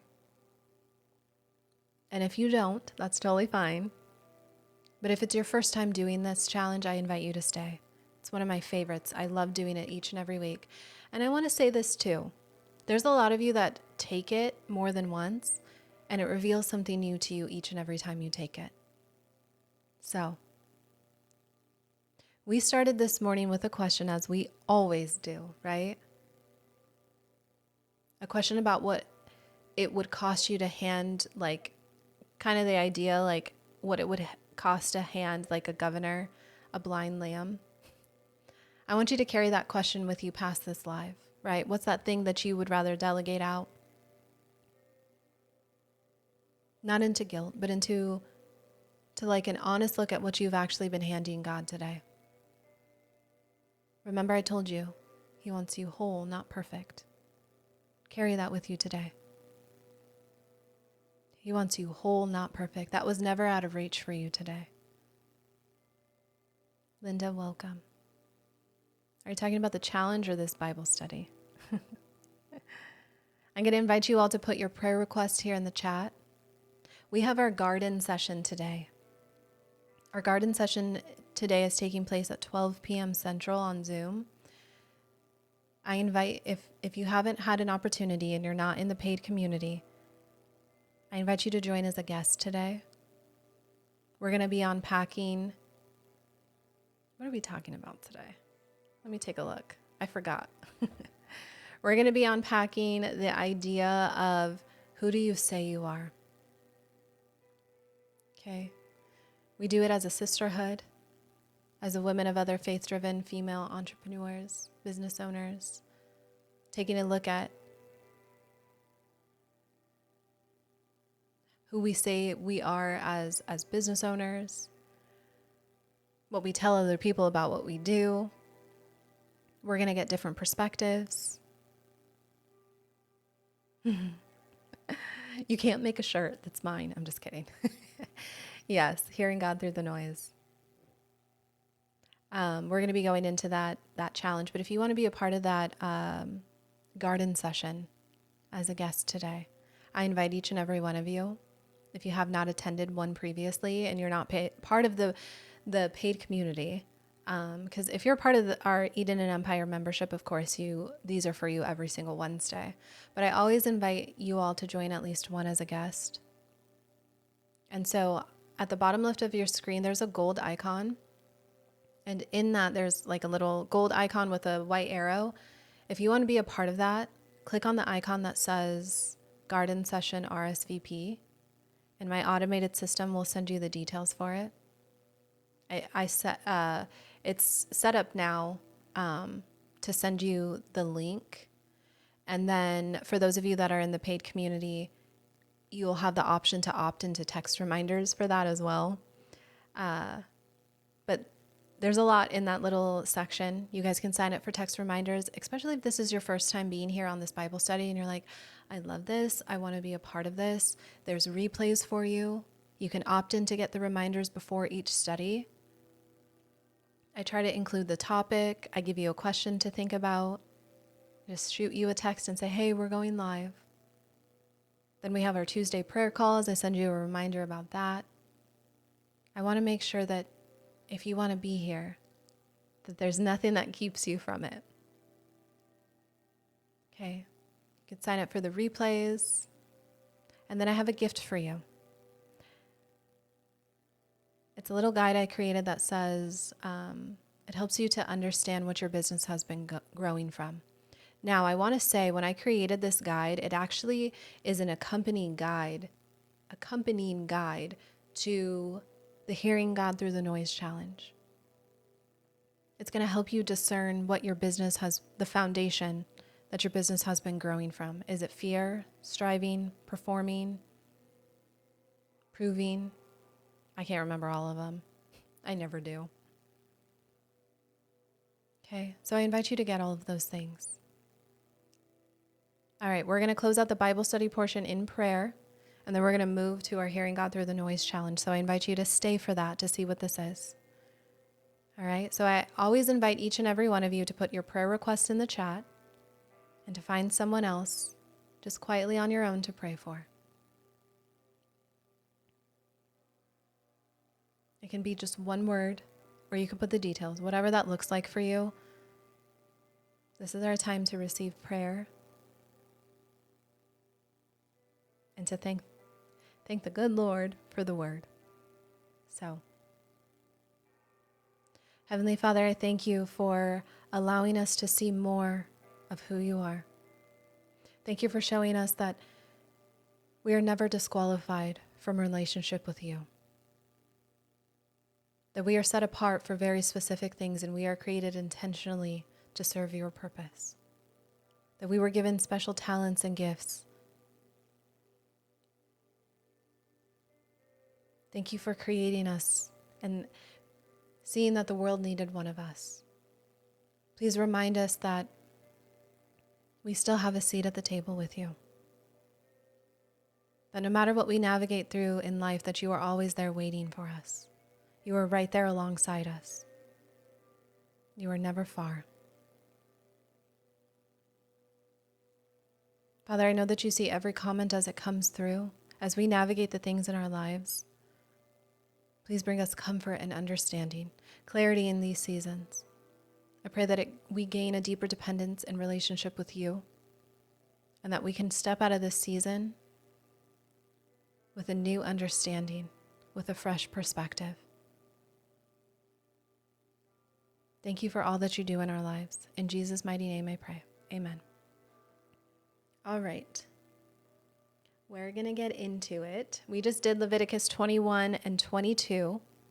So I'm still inviting you guys to stay right here. We're moving through into our Hearing God Through the Noise Challenge. We're going to go through that, and then we have our garden session right at noon. That's why I'm kind of stopping here. That way I give the Hearing God Through the Noise Challenge the time that it needs, so I'm not rushing through it. So I invite you all to stay with that. Tomorrow we're going to be in Leviticus 23. And if any of you want the replays, text reminders, any of that, make sure you get that. Okay. So let me get situated for our challenge. You all have a beautiful day. Now, if you're just popping in, we're popping into our next segment of what we're going to do. The thing about what we do with these Bible studies and the reasons why I do these afterwards, it's kind of like a little ecosystem here. I don't want us just to read scripture and then go about our day. I want it to transform us. And so on Mondays, we have our little garden, like mini garden sessions where we dive deep into what the scripture actually said and really apply it more into our everyday lives in business as leaders. We do those Mondays, Thursdays, and Fridays. On Tuesdays, we have our prayer calls. On Wednesdays, we have our Hearing God Through the Noise Challenge, which is today. And you guys are going to be able to get all of the replays for any of these, especially if you have to hop off. But I want to give that to you as a gift so that you can discern this on your own in times where sometimes the noise is just too loud. All right. So we're going to get into it. This is a participatory piece. And I invite you guys to participate, to be vulnerable, to identify some of these things, okay? So here we go. There is something that God has been pointing you towards, and I know that a lot of you feel it. For most of you, I'm sure you felt it for a while. There have been pieces of it potentially. Maybe some of you have that full picture, but something in you knows that there is an assignment with your name on it, and you haven't fully walked into it yet. And for a lot of us, there is a very good reason for it. At least we think, right? It's very responsible, sometimes thoughtful. Sometimes we have a lot of reasons for those. Today, we're going to look at these reasons differently. This is our Hearing God Through the Noise Challenge. There's one goal in this. Our goal is to see what's been operating in the space between you and what God has called you to. Because there's something in that space, and it's been there long enough that it stopped feeling like interference and it started feeling like reality. What we're going to be doing in this challenge is 3 parts. The first piece that we're going to go through is gathering intel. In this first part, it's not fixing anything. We're going to learn to see this pattern. Because you can't move out of something that you can't see, right? So, how many of you feel like you are called to something greater? You can feel it. When you go to step into it, there's a lot of noise that starts to come in, a lot of excuses. Have any of you felt like that? God is calling me into something, but I'm not qualified. Oh, I want to do this, but this person has a better setup than me. They have more degrees. I have to handle stuff with my family first. Ooh, I keep getting distracted each and every time this happens, or this is just too big for me, right? Before we go anywhere, I really need to establish this. Your calling is secure, okay? Romans chapter 11, verse 29, it says, the gifts and the callings of God are irrevocable. So hell cannot unmake what God made. It cannot revoke what God ordained. What is not guaranteed is your obedience to it. So that means the specific people that you were meant to reach, the specific fruit of your yes in this season and what it was meant to produce, that is where that window is very real. When we look at Esther, right, her calling was ordained, but Mordecai gave her a warning, and that was also true. He said that if you remain silent at this time, relief and deliverance will arise from another place. Her calling didn't disappear, but the women who needed what she carried in that moment, they needed it in that very specific moment. The enemy can't touch the calling, so he goes after her obedience, right? He goes after the window. He keeps you circling long enough that this season passes. That's actually his strategy, and that's what we're naming first here. So I'm going to invite you to put the letter Y into the chat, just something very simple. The letter Y, if you've been circling something that God made very clear to you. He's telling you to do something in your life, and he's made it very clear, and you've just been circling it. And I don't have a church because I'm not a pastor. We're just studying scripture, but I do guide other faith-driven female entrepreneurs. I do that through my community called Eden and Empire. But I believe that each business is ministry, but it's not in that way. But thank you for asking, Yvonne. Okay. I'm also curious, how many of you are business owners? Or how many of you feel like God is calling you into something deeper? Maybe it is business and you want to start, but you haven't started it yet. I'd love to know what your business is.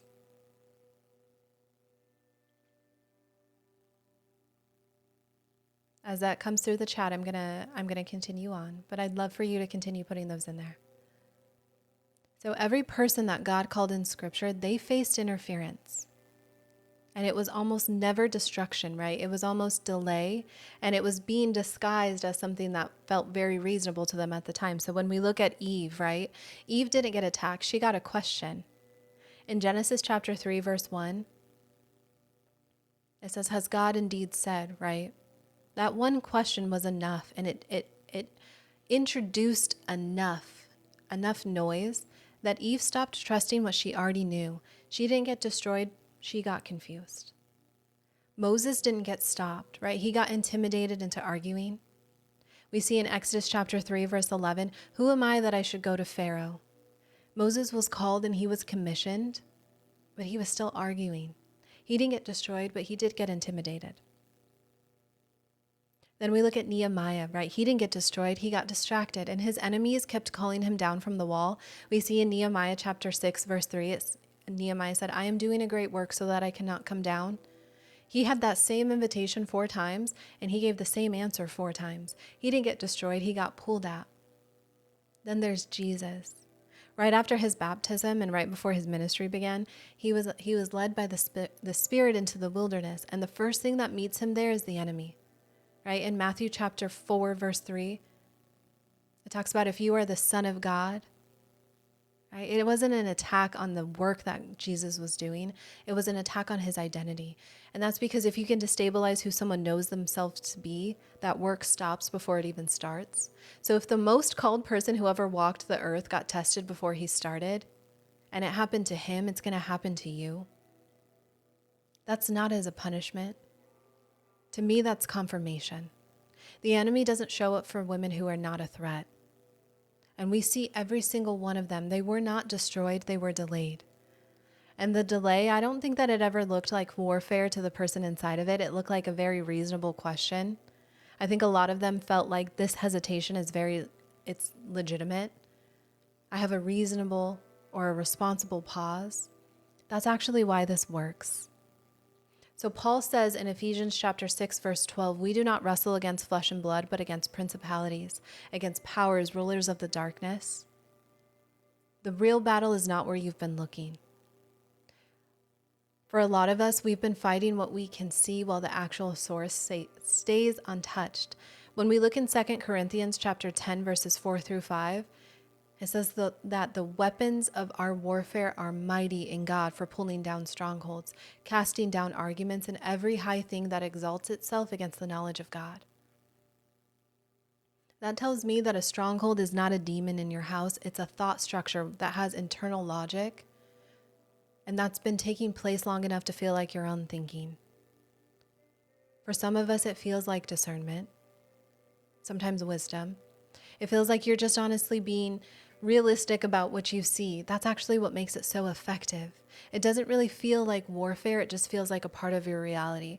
But I want to tell you the thing about how our brains work.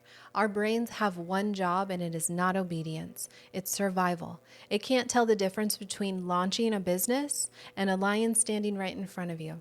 So when God calls you towards something, like it can tell that. Now, when I say this, it treats them both as a threat. It categorizes them both equally for a lot of us as the same level of a threat. So when God calls you towards something that requires you to be seen, like to lead something that could actually fail, your brain fires this fear response. And it does it before your faith can even respond. That part of your brain is called the amygdala, and it fires before that reasonable part, like the part that's responsible for reasoning, even gets a chance to fire, which means that when we freeze or we second guess things, or that sudden need to reorganize like 30 different things in our house before we start on the assignment, that's not a character issue. That is biology actually firing before our obedience can catch up. So our brain does this thing that's called a negativity bias, and it weighs one critical comment that we receive like on social media or from somebody else. It weighs it heavier than the 10 encouraging ones that we received. The one thing that didn't work, it holds more sway than the 9 other things that did. The thing about the enemy is he doesn't need to create the fear because your brain it was already built to do it. Your brain already built it, okay? And the interference, all that it has to do is show up at the exact moment that our nervous system is already primed to want to pull back. And then he lets our own biology carry carry the delay the rest of the way. Okay? That is not a coincidence. That is a coordinated strategy using what's already inside you against what God placed inside of you. Thank you for that. So before the patterns that we're going to address, I need to say this. Not everything that feels like interference is the enemy. There are usually 3 sources. Okay? Let me adjust my feet because they're falling asleep. Okay, there's usually 3 sources. I invite you guys to tell me which one of these you recognize them as when that noise starts to show up. So the first one is the enemy. Okay, sometimes he's coming in as opposition.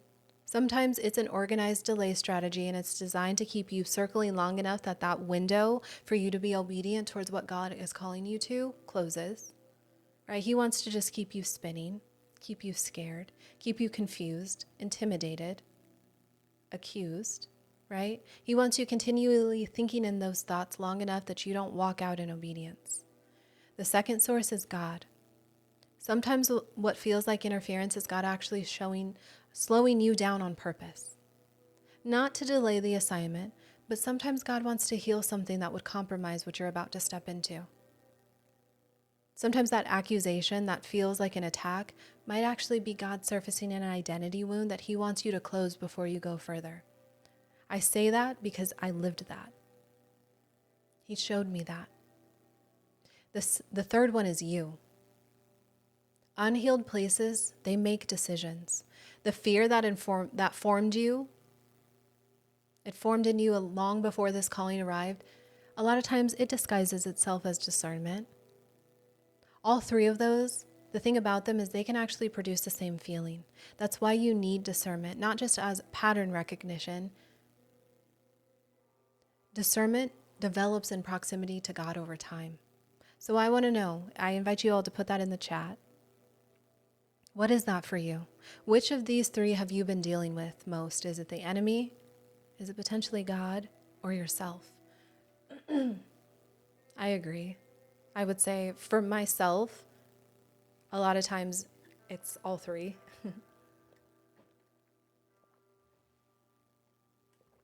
I try to go away from the mic so you don't hear me drinking. I don't think it works, but that's why I was doing that. So I guess I could mute. Might do that next time. It just mutes the sound, but. And if you all are just coming in, we're doing our Hearing God Through the Noise challenge.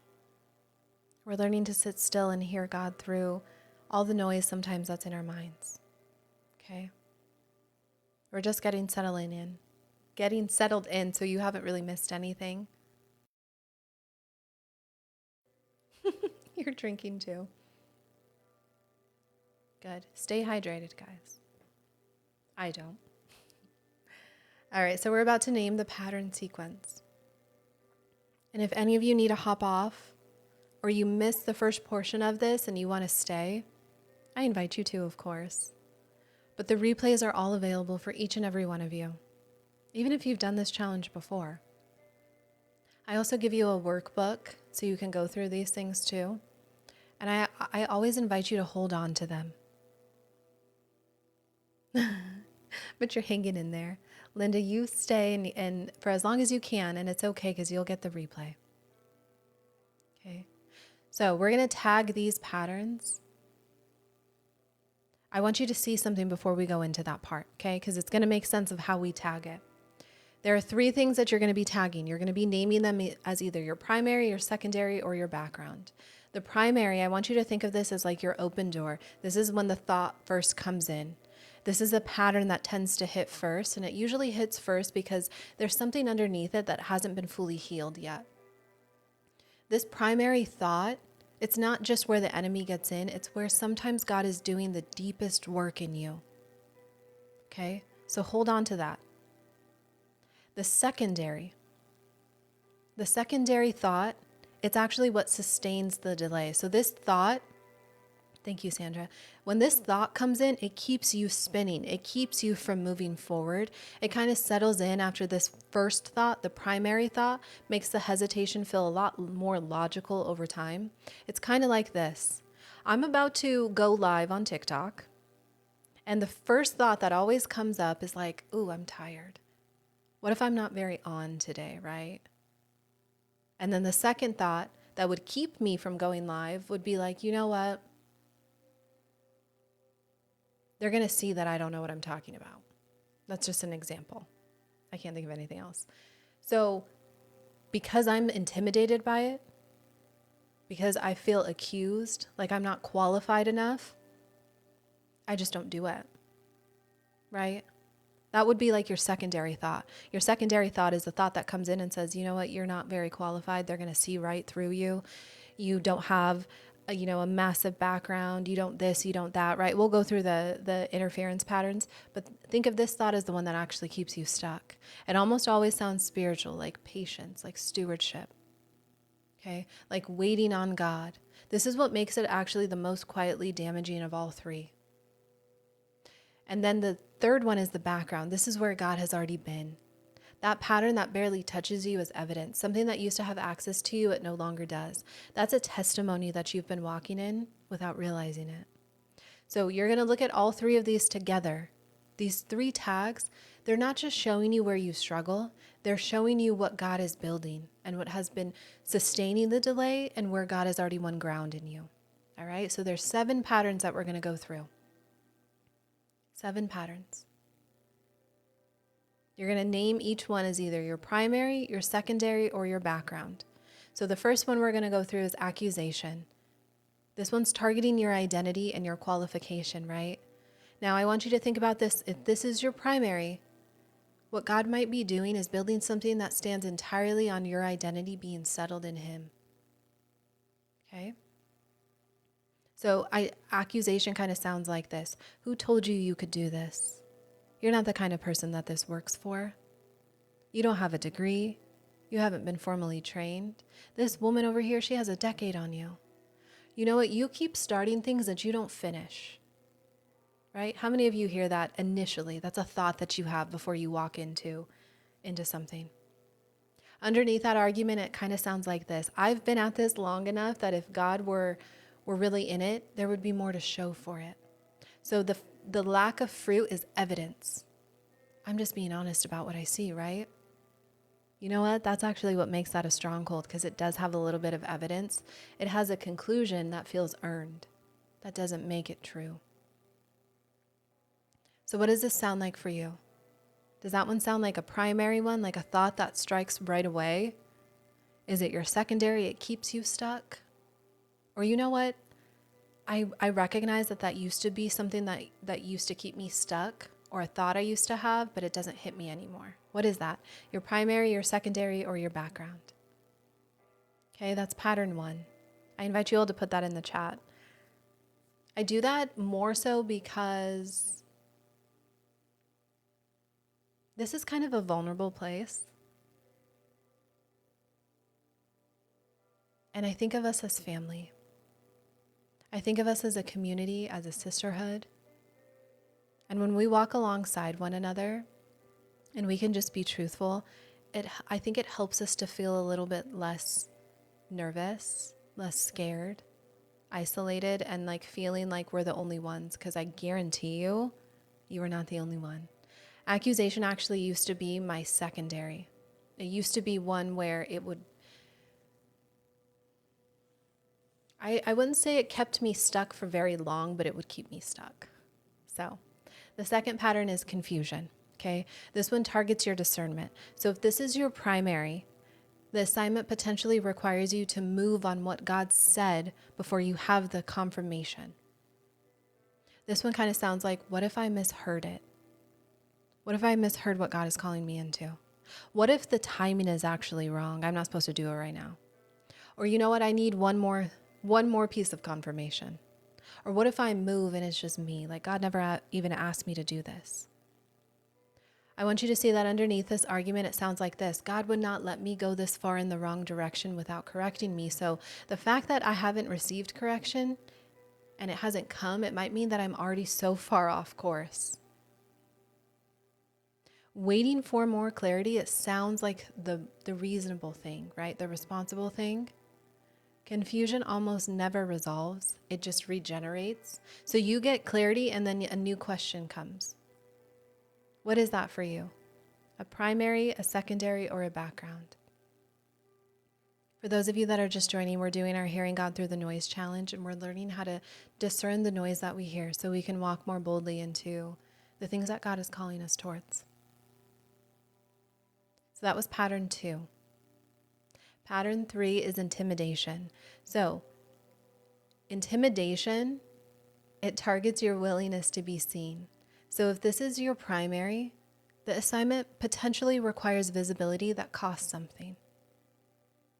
That feels like a big risk to you. Like, you know what?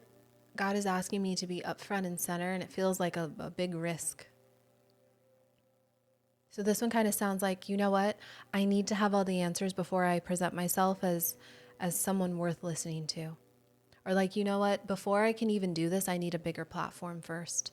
Or what if the people that I respect see it and they think less of me? Or you know what? I said yes to God, but I haven't even taken a single step.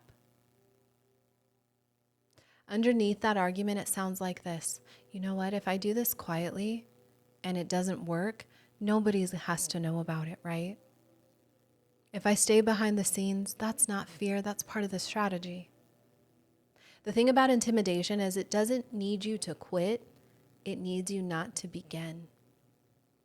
What is that for some of you? A primary, a secondary, or a background?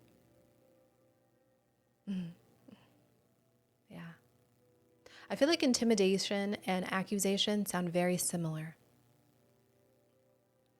Pattern 4 is comparison. So when you feel compared, this one actually targets lane clarity. So if this one is your primary, God is potentially building something specific enough that the lane that he's calling you into doesn't fully exist yet. Maybe he's calling you to solve a problem that there's nothing out there in the market for right now. Maybe he's calling you to lead a Bible study in a way that people have never heard it before.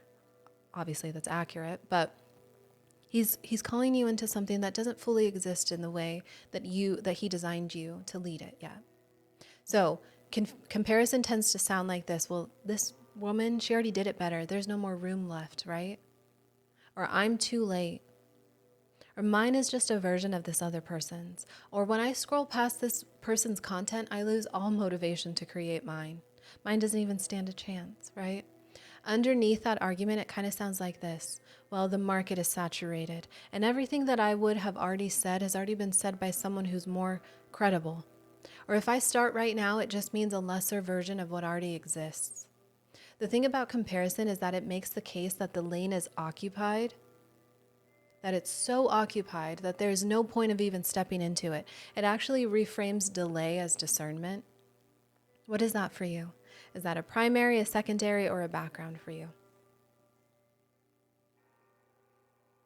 You felt called to pray out loud for everyone at prayer night. I love that. Did you do it?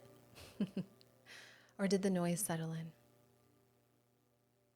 You know, one thing I say, I'm like, God, you know that I am not the one that you called to go up to somebody in like a grocery store and say, God told me to tell you Tuesday night.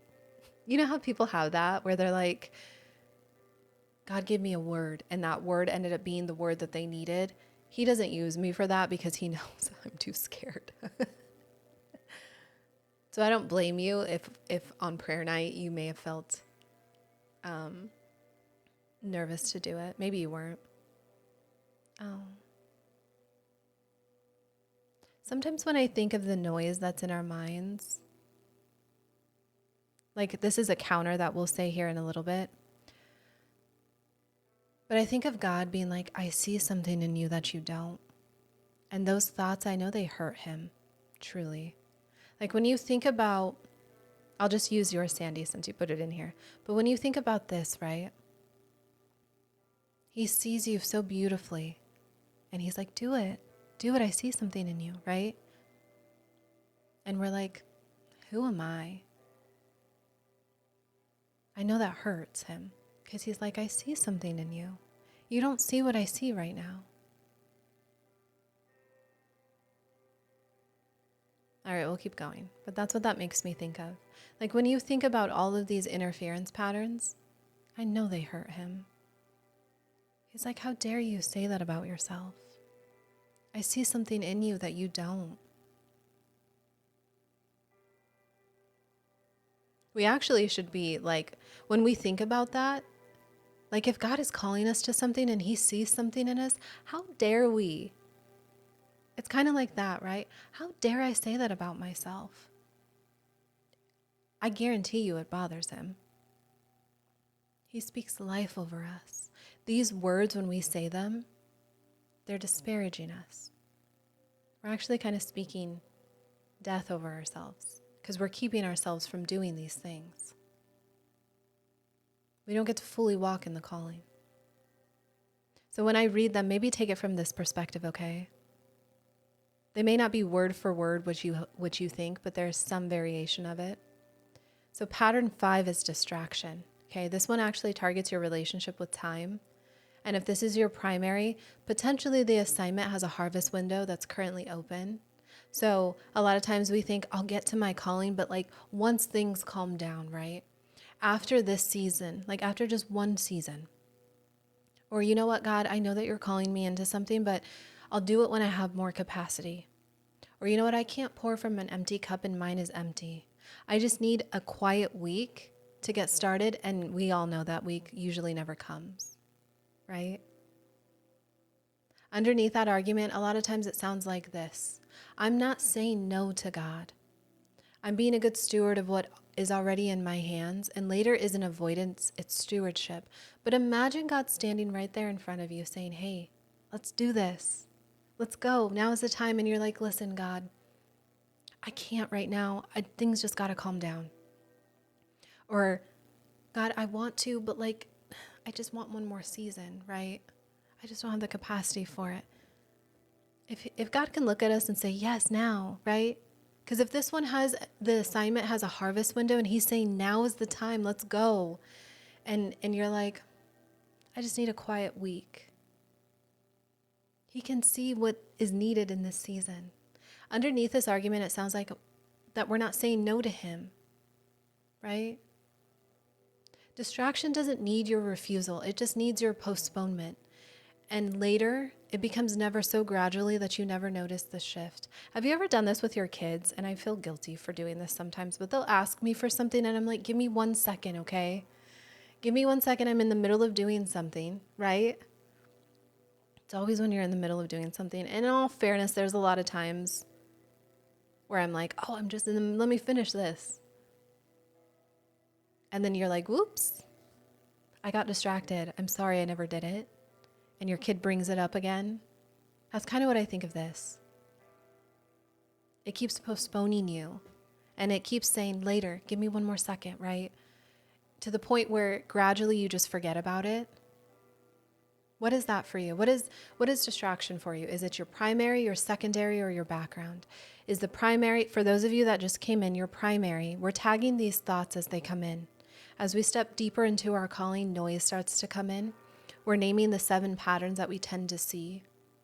We've gone through accusation. We've gone through confusion, intimidation, comparison, and now we're on distraction, and we have 2 more to go. But we're tagging it as either our primary, our secondary, or our background. Primary being, this is the first thought that I have when I start to walk fully in what God is calling me into, or take a step towards it. Secondary is the thing that keeps you stuck, that keeps you from actually walking through it. And background is a place where you used to do that, but you no longer do. Okay? So what is distraction for you? Distraction is my secondary right now. It's slowly becoming my background, and it comes in the form of other people. And I'm learning to set boundaries. So, pattern 6 is isolation. This one targets your understanding that community is part of the assignment. So if this ends up being your primary, I want you to take a look at this, because what God is potentially building, it cannot reach its fullest expression alone. So this one sounds like, okay, whatever I'm doing right now, I'll share it when there's actually something real to show. Or nobody in my circle understands what I'm creating. You know what? I just process things better by myself. Or if I tell people, they're going to have opinions, and I don't think I'm ready for opinions. Underneath this argument, it sounds like this. Well, if nobody knows what I'm building, then nobody can watch it fail. So if I keep it private, it'll stay protected. I'll stay protected, right? The thing about isolation is it's not introversion. It's protection, but it calls itself preference. What is that for you? What is isolation for you? Is it your primary, your secondary, or your background?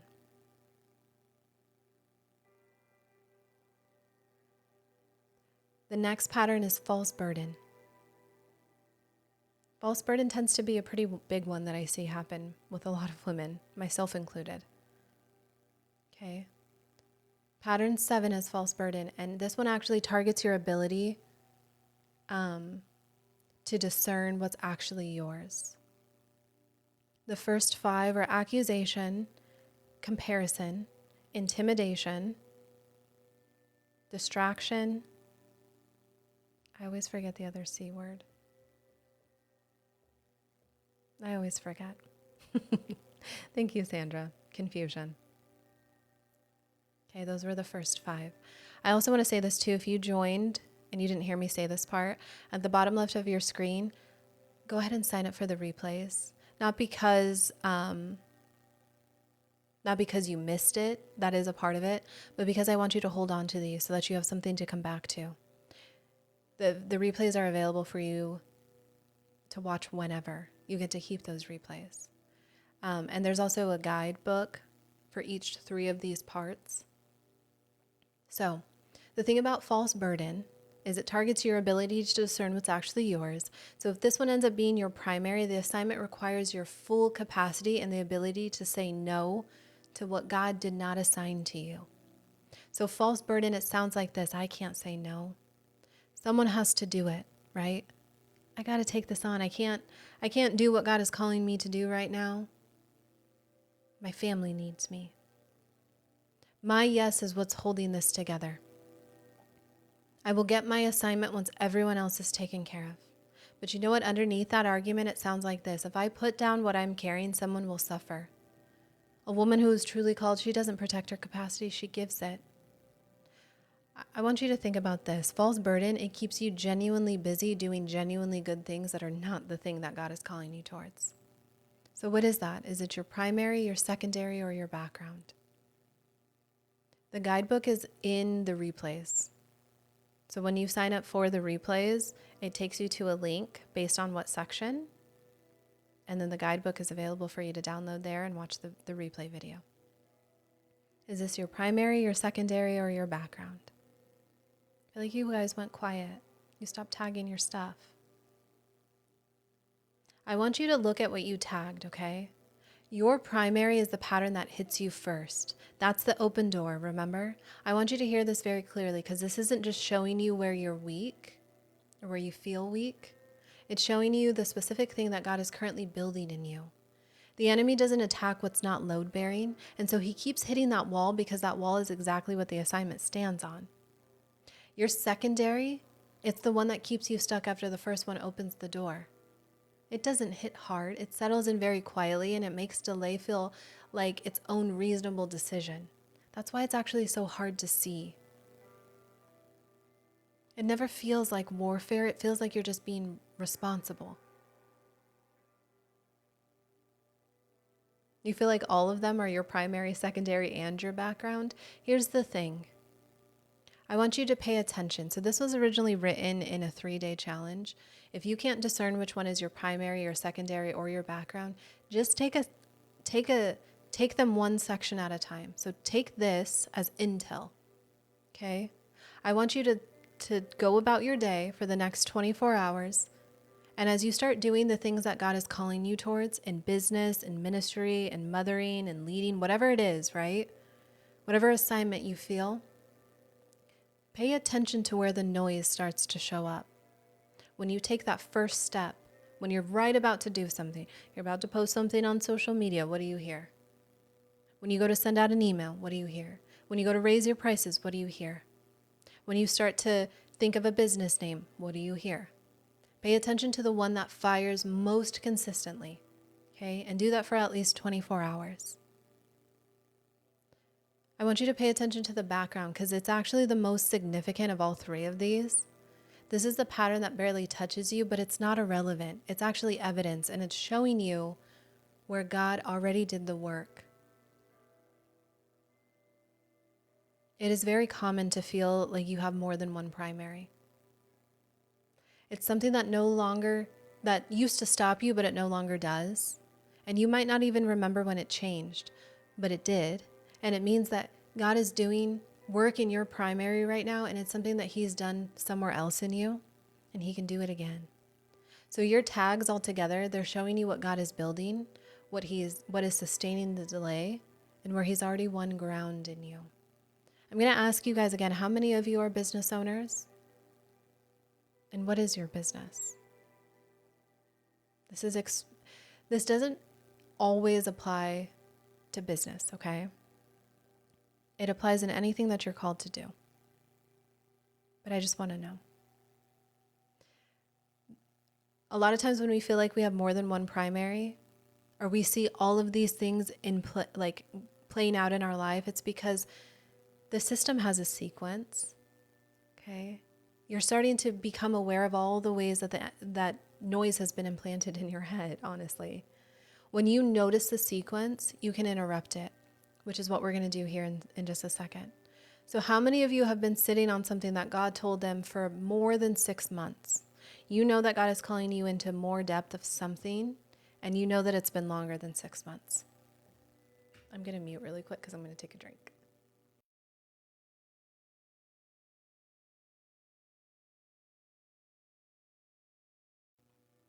So when that procrastination, or you know that you're sitting on something, what do you hear? You don't have to put it in the chat. I just want you to think about what you hear. Why haven't you done it? Would be more the question. Cindy's the only one that's been sitting on something for more than 6 months. What about more than a month? I should say that. Or how many months, I should ask you. Okay. At the beginning of this, I asked you guys to drop a why if you've been circling something that God made clear. I want you to see that letter Y that I had you put in there, just something simple. It's not evidence of your inconsistency. It's evidence of a woman with a real assignment, with a very specific window, and a God who has been present in every single moment of the delay. We know that the calling on your life is secure, but the window is real. We're going to learn here in just a second what to do when that interference shows up so that the obedience stops stalling. All right?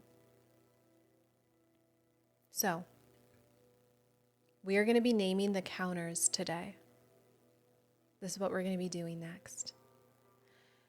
What we just did is we named what has been running in your mind. What we're going to do now, we're going to learn what to do when that shows up. Because insight alone, it doesn't move you. Knowing the name of a pattern, it doesn't stop it. What stops it is having somewhere to go when it arrives. A specific response that interrupts that interference before your biology and those strongholds carry the delay the rest of the way. Okay? So what we're doing, we just named our primary, our secondary, and our background. What do you think your primary is? I know that some of you said, I think that it's all of those patterns, but what do you think your primary actually potentially could be? If you had to say one that stands out the most to you, is it accusation? Is it intimidation? Is it comparison, confusion, isolation, false burden, distraction? What is it? I want you to put that in the chat because I want you to look at what others are putting in here. That's a little bit of a vulnerable statement. Okay. We're doing our Hearing God Through the Noise challenge. It's a challenge where we're just sitting still long enough to pay attention to the noise in our mind. The noise, the arguments, the excuses, the delays that we tend to give before we step into what God is calling us to do. Okay. Thank you for putting those in the chat. I want you to see that We identified those specific patterns that hit first when we moved towards what God called us to do. This is a room full of very called women who finally have a name for something that's been running potentially inside their mind for a long time. Some of you put 6 months. For some of you, it's been even longer than that. So Paul says in Romans chapter 12, verse 2, do not be conformed to this world, but be transformed by the renewing of your mind. The renewing of your mind is not positive thinking. In the Greek word, it means a complete renovation from the inside. So what Paul does is he connects it to the proving of the good and acceptable and perfect will of God. The renewed mind is not just a healthier mind. It's a mind that can discern what God is actually saying versus what that interference is generating. So what we're going to go into next are the counters, and they're not affirmations. Each one is a specific reorientation back to who God is at the exact point that this noise is trying to introduce itself. That reorientation, it's what interrupts that stronghold long enough for you to walk in that obedience. So here's the piece that makes this work long term. So if any of you are not familiar with how I teach, we incorporate 3 different things. I incorporate scripture, because that's our firm foundation.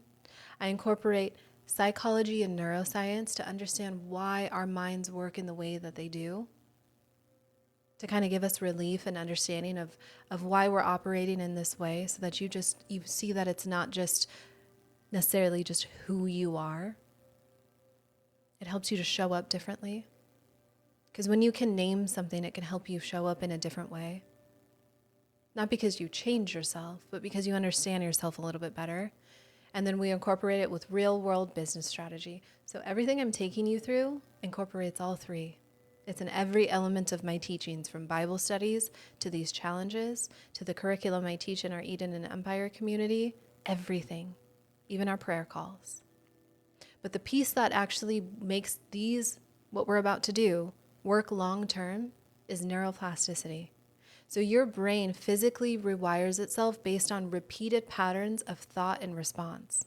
So these interference patterns that we just identified, they're not only spiritual strongholds. They're actually well-worn neural pathways. That's why I told you the enemy has to introduce that noise right at the moment that your brain wants to pull back, and you keep replaying it on loop. You're the one that keeps it going, not necessarily him. So what happens is when you go to step into something, because it's a well-worn neural pathway, it's ingrained in your mind, it goes to it automatically now. Your brain fires it automatically now. So every time you use these counters that we're about to go through, you're beginning to build a new pathway. The brain strengthens whatever gets used. Holy Spirit renews the mind. Obedience rewires the brain. You need both of them. So that secondary that we talked about, it's been running longer and hiding deeper, which means that I'm going to give you a second counter for that. And this second counter, it's going to require more consistent use before it's going to feel natural to you. I want to tell you that it is not at all a reason to give up, but it is a reason to practice it inside of a container that holds you to the consistency that this rewiring is going to require. So I want to know on a scale of 1 to 10, how loud is your primary today? How loud is that noise in your mind today? 1 being not at all, I can barely hear it, and 10 being like it's overwhelming me. What does that look like for you on a scale of 1 to 10? A 10. I tend to get that when we do these challenges. It sounds like a 10. A 6 and a 10 and a 5. Wow. 100. Oh. I hope these help you. So, you're going to walk away. We're going to go through all 7 of those patterns today, but I'm going to give you a counter so that you can recognize. And I want you to think of these counters like this. It's almost like you being a bodyguard of your mind. And every time a thought tries to enter in, you smack it away and say, you don't belong here, right? What you're doing is you're training your mind not to come into agreement with these things anymore. You're saying, you know what, this thought, it's not going to stop me from walking. It's not going to stop me from going. You're smacking it away and you're going to keep walking, okay? For some of them, there's going to be 2 counters. Some of them, you're only going to get 1. The primary counter is the one that you're going to use the moment that interference fires. It stops the entry. So the moment that you start to think these thoughts, your primary, you're going to stop it. The secondary counter is what you use when that delay starts to, it like came in the back door and it snuck in and it starts to sound reasonable to you. Like, I can't go live. I just have to take care of 20 other things first, right? When you catch yourself explaining why you're postponing to yourself, when the logical argument for waiting arrives and it almost sounds spiritual, that's your secondary running. You're going to find your 2 and you're going to hold on to them, okay? So the first pattern we're going to go back to is accusation. When you feel accused, right? When it's targeting your identity, when you feel like you're not qualified, that the other person is going to do it better than you, that they're going to see right through you, right? If this one is your primary, it's a thought that you have. Say, calling first, confidence later. When you start to feel like you're not the one that God is calling to it, you're going to say, you know what? Calling first, confidence later. Maybe I don't feel ready, but my calling comes first and the confidence will show up later. That is because God never called a qualified person first. Moses, he moved towards Pharaoh and he was still stuttering. Esther, she moved towards the king and she was still afraid. David ran towards Goliath before the victory existed. The confidence came through the obedience, not before it, right? So you're going to say calling first, confidence later. And that's not just a phrase. That's how God has always worked. So when you do that, I want you to think of one moment in your life when God asked you to move before you felt ready and he showed up for you anyway. Not somebody else's story, yours. Because that moment is actually evidence that this counter stands on. And you're going to say it from that place and you're going to move. Now, if accusation is your secondary, it's that thing that keeps you stuck, you're going to say, he sees what I don't. He sees what I don't. When accusation starts to pop up in your mind as your secondary, it's using your history as evidence, your track record, right? Oh, well, I am not qualified. I don't have a degree, right? I'm not a pastor. I can't teach the Bible. It's going to use your lack of fruit, or so your track record. This counter returns you to the one whose perspective is not limited by what you can see, okay? Because he sees what you don't. And he called you to it. He had full visibility of everything that accusation was pointing at when he called you to it. He knows you don't have a degree. It doesn't matter to him. His word over you, it was not issued based on your performance, and it cannot be revoked by it. So I want you to think of a moment that God saw something in you that you couldn't see in yourself, and he proved it. Because he sees what you don't. He always has. That is the God that you're returning to when you use this counter. So you're going to say either calling first, confidence later, or you're going to say he sees what I don't. So whichever one you're going to use, can you put that in the chat? Calling first, confidence later, if it shows up as your primary, or if it's your secondary, you're going to say he sees what I don't. We're going to go into the second pattern, which is confusion. Okay? So if you tend to get confused right away, think you're going to use this counter. What is the one faithful step in front of me right now? What is one faithful step in front of me right now? I say that because in Psalm 119, verse 105, it says, your word is a lamp to my feet. So what that means is a lamp to the feet, it shows the next step. It doesn't show the whole road. God has never asked anyone to see the full plan before they moved. I look at Abraham, right? Abraham left without knowing where he was going. When we look into Hebrews chapter 11, verse 8, Abraham obeyed and he went. God has always been a next step kind of God, right? Not a full map God. I want you to think of a time that God gave you just enough to take one step and then you took it. And then he gave you the next one. God didn't change, right? He's still doing that now. The step is the clarity. You're going to take it. When you tend to get confused, movement produces clarity. When you take a step and you do something, it either tells you no or yes, right? It gives you a little bit more clarity. Yes, I need to continue to wait and find out more, continue to walk in this, or no, that was not at all for me, right? It's going to give you some clarity. Movement produces clarity. Now, if this is your secondary, if you tend to get confused and that stays, it keeps you from going, you go back to the last clear thing that God said and you do that. You think about it. You know what? When I think about the direction that God is taking me through, what is the last thing I remember him telling me? Was it start a ministry? Was it serve other women through business? What was it? Go back to the last clear thing that he said and just do that. Start that. Because when confusion arrives as a secondary, the clarity didn't disappear. Okay, it got buried under the noise that the primary introduced. So you're going to think of the last moment that you had a clear direction from God, a clear direction before all these questions started regenerating.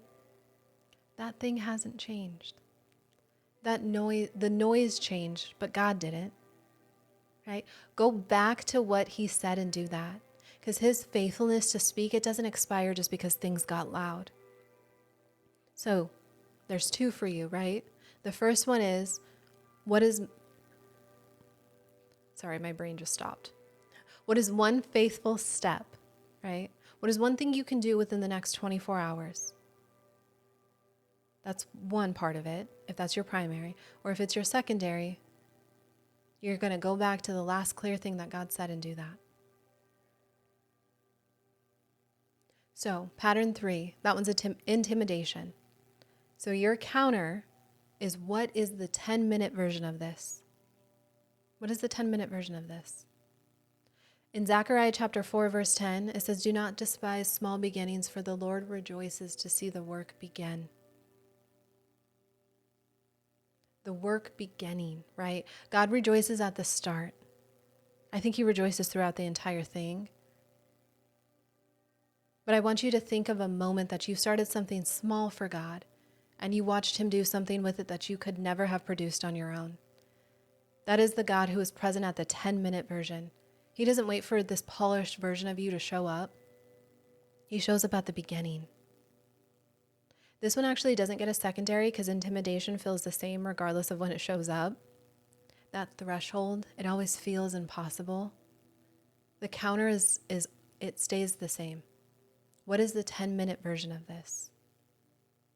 What is the 10-minute version of something that God has been asking you to do? I'm curious. Can you guys put that in the chat? Is it send out your pricing? Is it make a post on social media? Is it open up your Bible? Is it write down a list? What is that? What is the 10-minute version of it? You can just put one word too. You could just say like list, Bible, business. I don't know. You guys put whatever you want. I'm just curious to see if you can recognize what is one thing that he's asked you to do, a very small version of it. I'm going to go into pattern 4 because pattern 4 is comparison. So when you tend to feel yourself comparing yourself to other people, you're going to say, I am enough as I am. I am enough as I am. In 1 Peter chapter 4, verse 10, it says, as each one has received a gift, minister it to one another. Each one, right? Not a version of somebody else's, yours. God didn't call the future version of you, right? He called you right now as you are, what you currently have. So when that happens, I want you to think of a moment that God used something very specific about how he made you, your voice, your story, your particular way of seeing something, to reach somebody in a way that nobody else could have, right? He designed that on purpose. God was not at all confused about who he was calling. So when you say, I am enough as I am, it's not just a feeling about yourself. It's a declaration about the God who designed you specifically for this. This one doesn't get a secondary because comparison, it runs the same argument in your mind regardless of when it shows up. So the counter always stays the same. I am enough as I am. And I actually encourage each and every one of you, regardless of whether you're confused or not, to just say that because it's true. I am enough as I am. So pattern 5 is distraction. If this is your primary, you're going to say this. When I tend to get distracted, when does this get done this week? Give it a day and a time. Regardless of however distraction shows up for you, whether it's through other people, whether it's through conversations, whether it's trying to fold your laundry when you really need to send out this text to a client or whatever it is, right? You're going to say, you know what? When does this get done this week? And you're going to give it a day and a time. In Psalm 90, verse 12, it says to teach us to number our days so that we may gain a heart of wisdom. So numbering your days is a stewardship posture that's rooted in the understanding that God actually works inside time. And he gave you these specific days for a reason. So you're going to think of a time that you made a specific commitment to move towards what God placed in you, and he met you there. He is a God who shows up when you show up. He shows up all the time, right? But you're going to give it a day and you're going to give it a time. This isn't a planning practice. It's an act of faith in a God who meets faithfulness with faithfulness. So when this starts to show up as your secondary, you're going to think, okay, the last time I got distracted, right? When you start to think, okay, I'm actually going to do this. I'm not going to do what my assignment is right now. You're going to think, well, what did this cost? What did later cost me last time? What did later cost me last time? So when distraction is the secondary, it makes later feel very reasonable and responsible. That counter is not a technique, it's a practice of remembering. So what did agreeing with later cost you last time? The last time you said it. What season passed? What window closed? You're not doing it as a form of condemnation. It's just a reminder that God's faithfulness doesn't change, but the windows in which he's calling you to the assignment to do whatever he's calling you to, those windows change. They have an expiration date sometimes. God keeps showing up. He kept showing up and you kept saying later. But I want you to look at what later cost you. And let that be the evidence that moves you now. So, what's one thing on your list without a date, right? You're going to say, okay, I'm not going to let this distract me. I'm going to give it a day and I'm going to give it a time. And if it starts to settle in and sound very reasonable to you, you're going to tell yourself, well, what did saying later to this cost me the last time? Maybe there were people that were meant to follow me that needed the word that I was going to teach that day. And because I didn't do it, they didn't get to hear it. Okay, so we're going to go into pattern 6. This one's isolation. You're going to counter this by telling one person what God told you. Just one person. So in Ecclesiastes chapter 4, verses 9 through 10, it says, 2 are better than one because they have a good reward for their labor. For if they fall, one will lift up his companion. That's because God has always worked through community. So I want you to think of a moment where someone else's presence, whether it's their prayer, their word, whatever it was for you in that moment, they're showing up. Whatever it was that specific thing that God used to keep you moving when you could have stopped on your own. He designed that. He knew that you would need witnesses. That's in Ecclesiastes chapter 4, verses 9 through 10. So you're going to think of a moment. Okay? That's because the assignment was never meant to be carried in silence. A lot of times that wound that makes being seen feel too costly right now, it doesn't get to decide who carries this with you. God placed people in your life on purpose. So you're going to tell one person what he told you, not the whole plan, right? Because you don't even know the whole plan, just part of it. You're going to tell him what God told you. That one act, it returned you to how God designed this to work in community, right? This one doesn't get a secondary. It's because this move is always the same. You're just going to tell one person. Who is that person for you? I want you to think about that and put the letter Y in the chat if you know who that person is. Okay. I'm going to move on to pattern 7. This one's false burden. The primary counter. So when you start to feel like you need to be the fixer, the one taking on everything, you're going to say, is this mine, or did I pick it up? Did God assign this to me, or did I just decide to pick this up? When we look into Matthew chapter 11, verse 30, it says, my yoke is easy and my burden is light. Think about what that means coming from Jesus. Not that the assignment's going to be small. It's that he carries it with you. So you're going to think of a moment that you put something down that you had been carrying on your own and felt God step in and finally handle it. Not finally, actually handle it. The relief of that moment, right? That's what his burden feels like. Like when what you're carrying is crushing you, he's not asking you to carry it better. He's asking you whether it's actually yours to carry at all. So you're going to say, is this mine, or did I pick it up? Because that's not a boundary conversation. It's actually a stewardship conversation with a God who is specific about what he assigns, and he's faithful to carry what he actually gave you. If false burden tends to show up for you as your secondary, you're going to say, what is the assignment that I am protecting by staying busy? What am I protecting by staying busy? So when false burden is the secondary, the busyness is covering up something. So think of what God has been consistently drawing your attention back to while your hands have been full of like everything else. God has not stopped pointing at it. He keeps bringing it up. That persistent return is his faithfulness. But the busyness that you've been preoccupying yourself with is what you've been answering him with not yet. So what's the thing that he keeps pointing at? Will you stay occupied with everything else? I want you to think about that. So I want you to take a look at these two counters. They're going to match your primary and your secondary, and I want you to practice them this week. You don't have to do all of these, just 2 of them. And if you joined after I said this, but you get all of the replays for this, you get the workbooks, the counters, all of that. At the bottom left of your screen, there's a gold icon. Okay. You're going to take a look at the primary as you're going about your day. I encourage you to do that first for the next 24 hours. Take a look at what noise starts to pop up first. The moment that interference fires, before it settles in. Then I want you to try to pay attention to the secondary one, the counter. Then you're going to counter it the moment that it starts to feel reasonable. They're just going to feel like words at first to you, but I want you to use them anyway. Every time you do, you're building a new neural pathway. Your brain strengthens whatever gets used until one day that counter fires before the stronghold fully forms.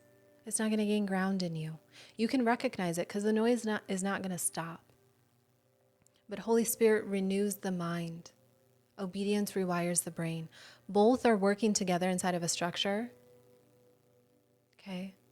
When you work those together inside of that structure, and it's one that can hold you to the consistency that the rewiring requires, it's going to be more effective. So, we're going to move into this third part, and it's going to be a little bit quicker. I want to say this. This counter, it only works because it reorients you to God, not because it's a better thought, but because that interference loses its grip when your attention moves back to who he is and what God has already done, which means that the question is not how do I counter the interference, right? It's how do I stay close enough to God that the counter becomes automatic. That doesn't just happen in a few days. It happens in consistent proximity to God. And it happens inside of a structure that holds you there when life gets loud. Okay? So, you have everything that you need right now. You have the map, you have the counters, you have the sequence. You now know what's been running and what to do when it shows up, okay? Maybe you don't know fully which is your first or your primary or secondary or your background, but you're aware of them now. What we're going to be moving into, it's not new information, okay? But before we get into anything, I want to ask you something really honest. If nothing changes after today, where are you at in 6 months? Not where you would like to be, where you actually are based on these patterns that you've identified that have been running if nothing interrupts it.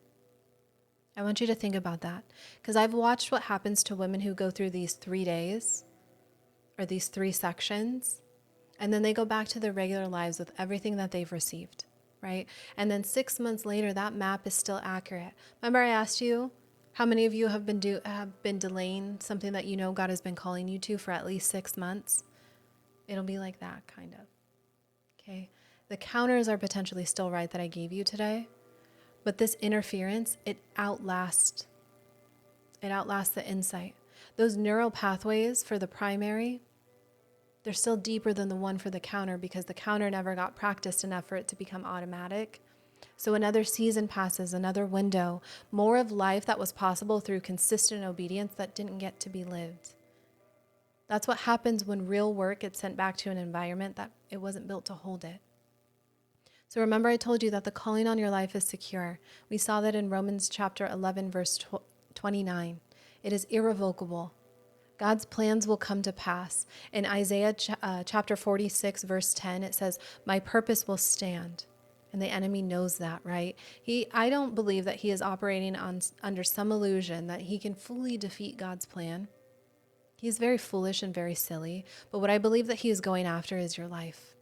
Not the calling in isolation, but the version of your life that only exists on the other side of consistent obedience over time. So the specific people that you were specifically designed to reach, the depth of relationship with God that develops through trusting him when obedience is costly, the specific fruit of your participation in this season and what it was meant to produce, none of that happens if you never fully walk in it. The calling stays the same, but you just never fully live it. That's because free will is actually the mechanism that he's after. God doesn't override your will he's not going to override your will to walk in the calling, because God placed your calling inside of you. He extends that invitation and he equips you, but the yes is always yours to give, right? God calls and he waits and he keeps that invitation open, but he's not going to force the obedience. That's precisely where the enemy operates, because he knows that he can't touch that calling, so he works on your free will. He keeps you agreeing with that delay long enough that your yes just never fully comes. So you get to keep the calling, you just never fully live it. But I want to know how many of you, I'd invite you to drop it in the chat, but how many of you have been holding the calling without fully living it? Like, you know that God is calling you into something and you know that you're not fully living in it. I want to show you something, okay? In 1 Samuel chapter 17, we see David, right? David isn't the biggest. He's not the most experienced or the most qualified. He was the youngest. He was the one that nobody thought to bring in from the field when Samuel came to his family to anoint the next king. But when Goliath stood there taunting the armies of Israel, like when the noise was loud and it was very visible and everybody else was afraid, David didn't wait for the noise to stop. He didn't wait to feel ready, right? He didn't wait for better conditions. He remembered. In 1 Samuel chapter 17, verses 36 through 37, he says, your servant has killed both lion and bear. The Lord who delivered me from the paw of the lion and from the paw of the bear, he will deliver me from the hand of this Philistine. What David was doing was not operating on an abstract level of faith. He was operating on a very specific remembered faithfulness. God had already shown up before the giant had arrived. David had evidence of that. And for him, that evidence was enough. When we look back into 1 Samuel chapter 17, verses 45 through 47, David said to the Philistine, you come to me with sword, with spear, and with a javelin, but I come to you in the name of the Lord of hosts. This is the day that the Lord will deliver you into my hands, for the battle is the Lord's. The battle is the Lord's. That means that it is not hers, not yours, it's his. Can you say that for me? The battle is the Lord's. You could say it out loud, in your head. You could put it in the chat, wherever. I just want you to say that. The battle is the Lord's. I want you to know that Goliath was not the problem. He was noise, right? He was loud. He was visible. He was a taunting noise. David ran towards that noise anyway. He did it because he remembered who the battle actually belonged to. This is actually what you're being asked to do. You're not being asked to silence the interference or wait until you feel ready. I believe that he's asking you to run towards the assignment anyway, right? It's kind of like that idea of like, do it scared. Just do it. He's going to be there with you the entire way. When you run towards that assignment anyway, you're doing it because you remember that the battle belongs to God, and you actually have evidence from your own life that God fights and he wins. So here's the structure for everything that we did today. You're going to name it. When that interference shows up, you know what it is now. You have the name. You have the pattern. You're going to name it the moment that it arrives, and you're going to remember. You're going to remember. You're not just going to counter it with a technique. You're going to counter it with faithfulness, kind of like what David did with the lion and the bear. The specific moment that God showed up for you before you were ready. That time that the door opened that you couldn't have even opened on your own. The provision, maybe that arrived before you could see how.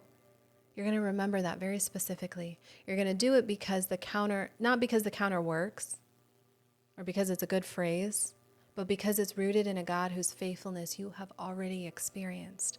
And then you're going to step into it. You're not going to do it after the noise stops or after you feel certain or it's going to be after you remember.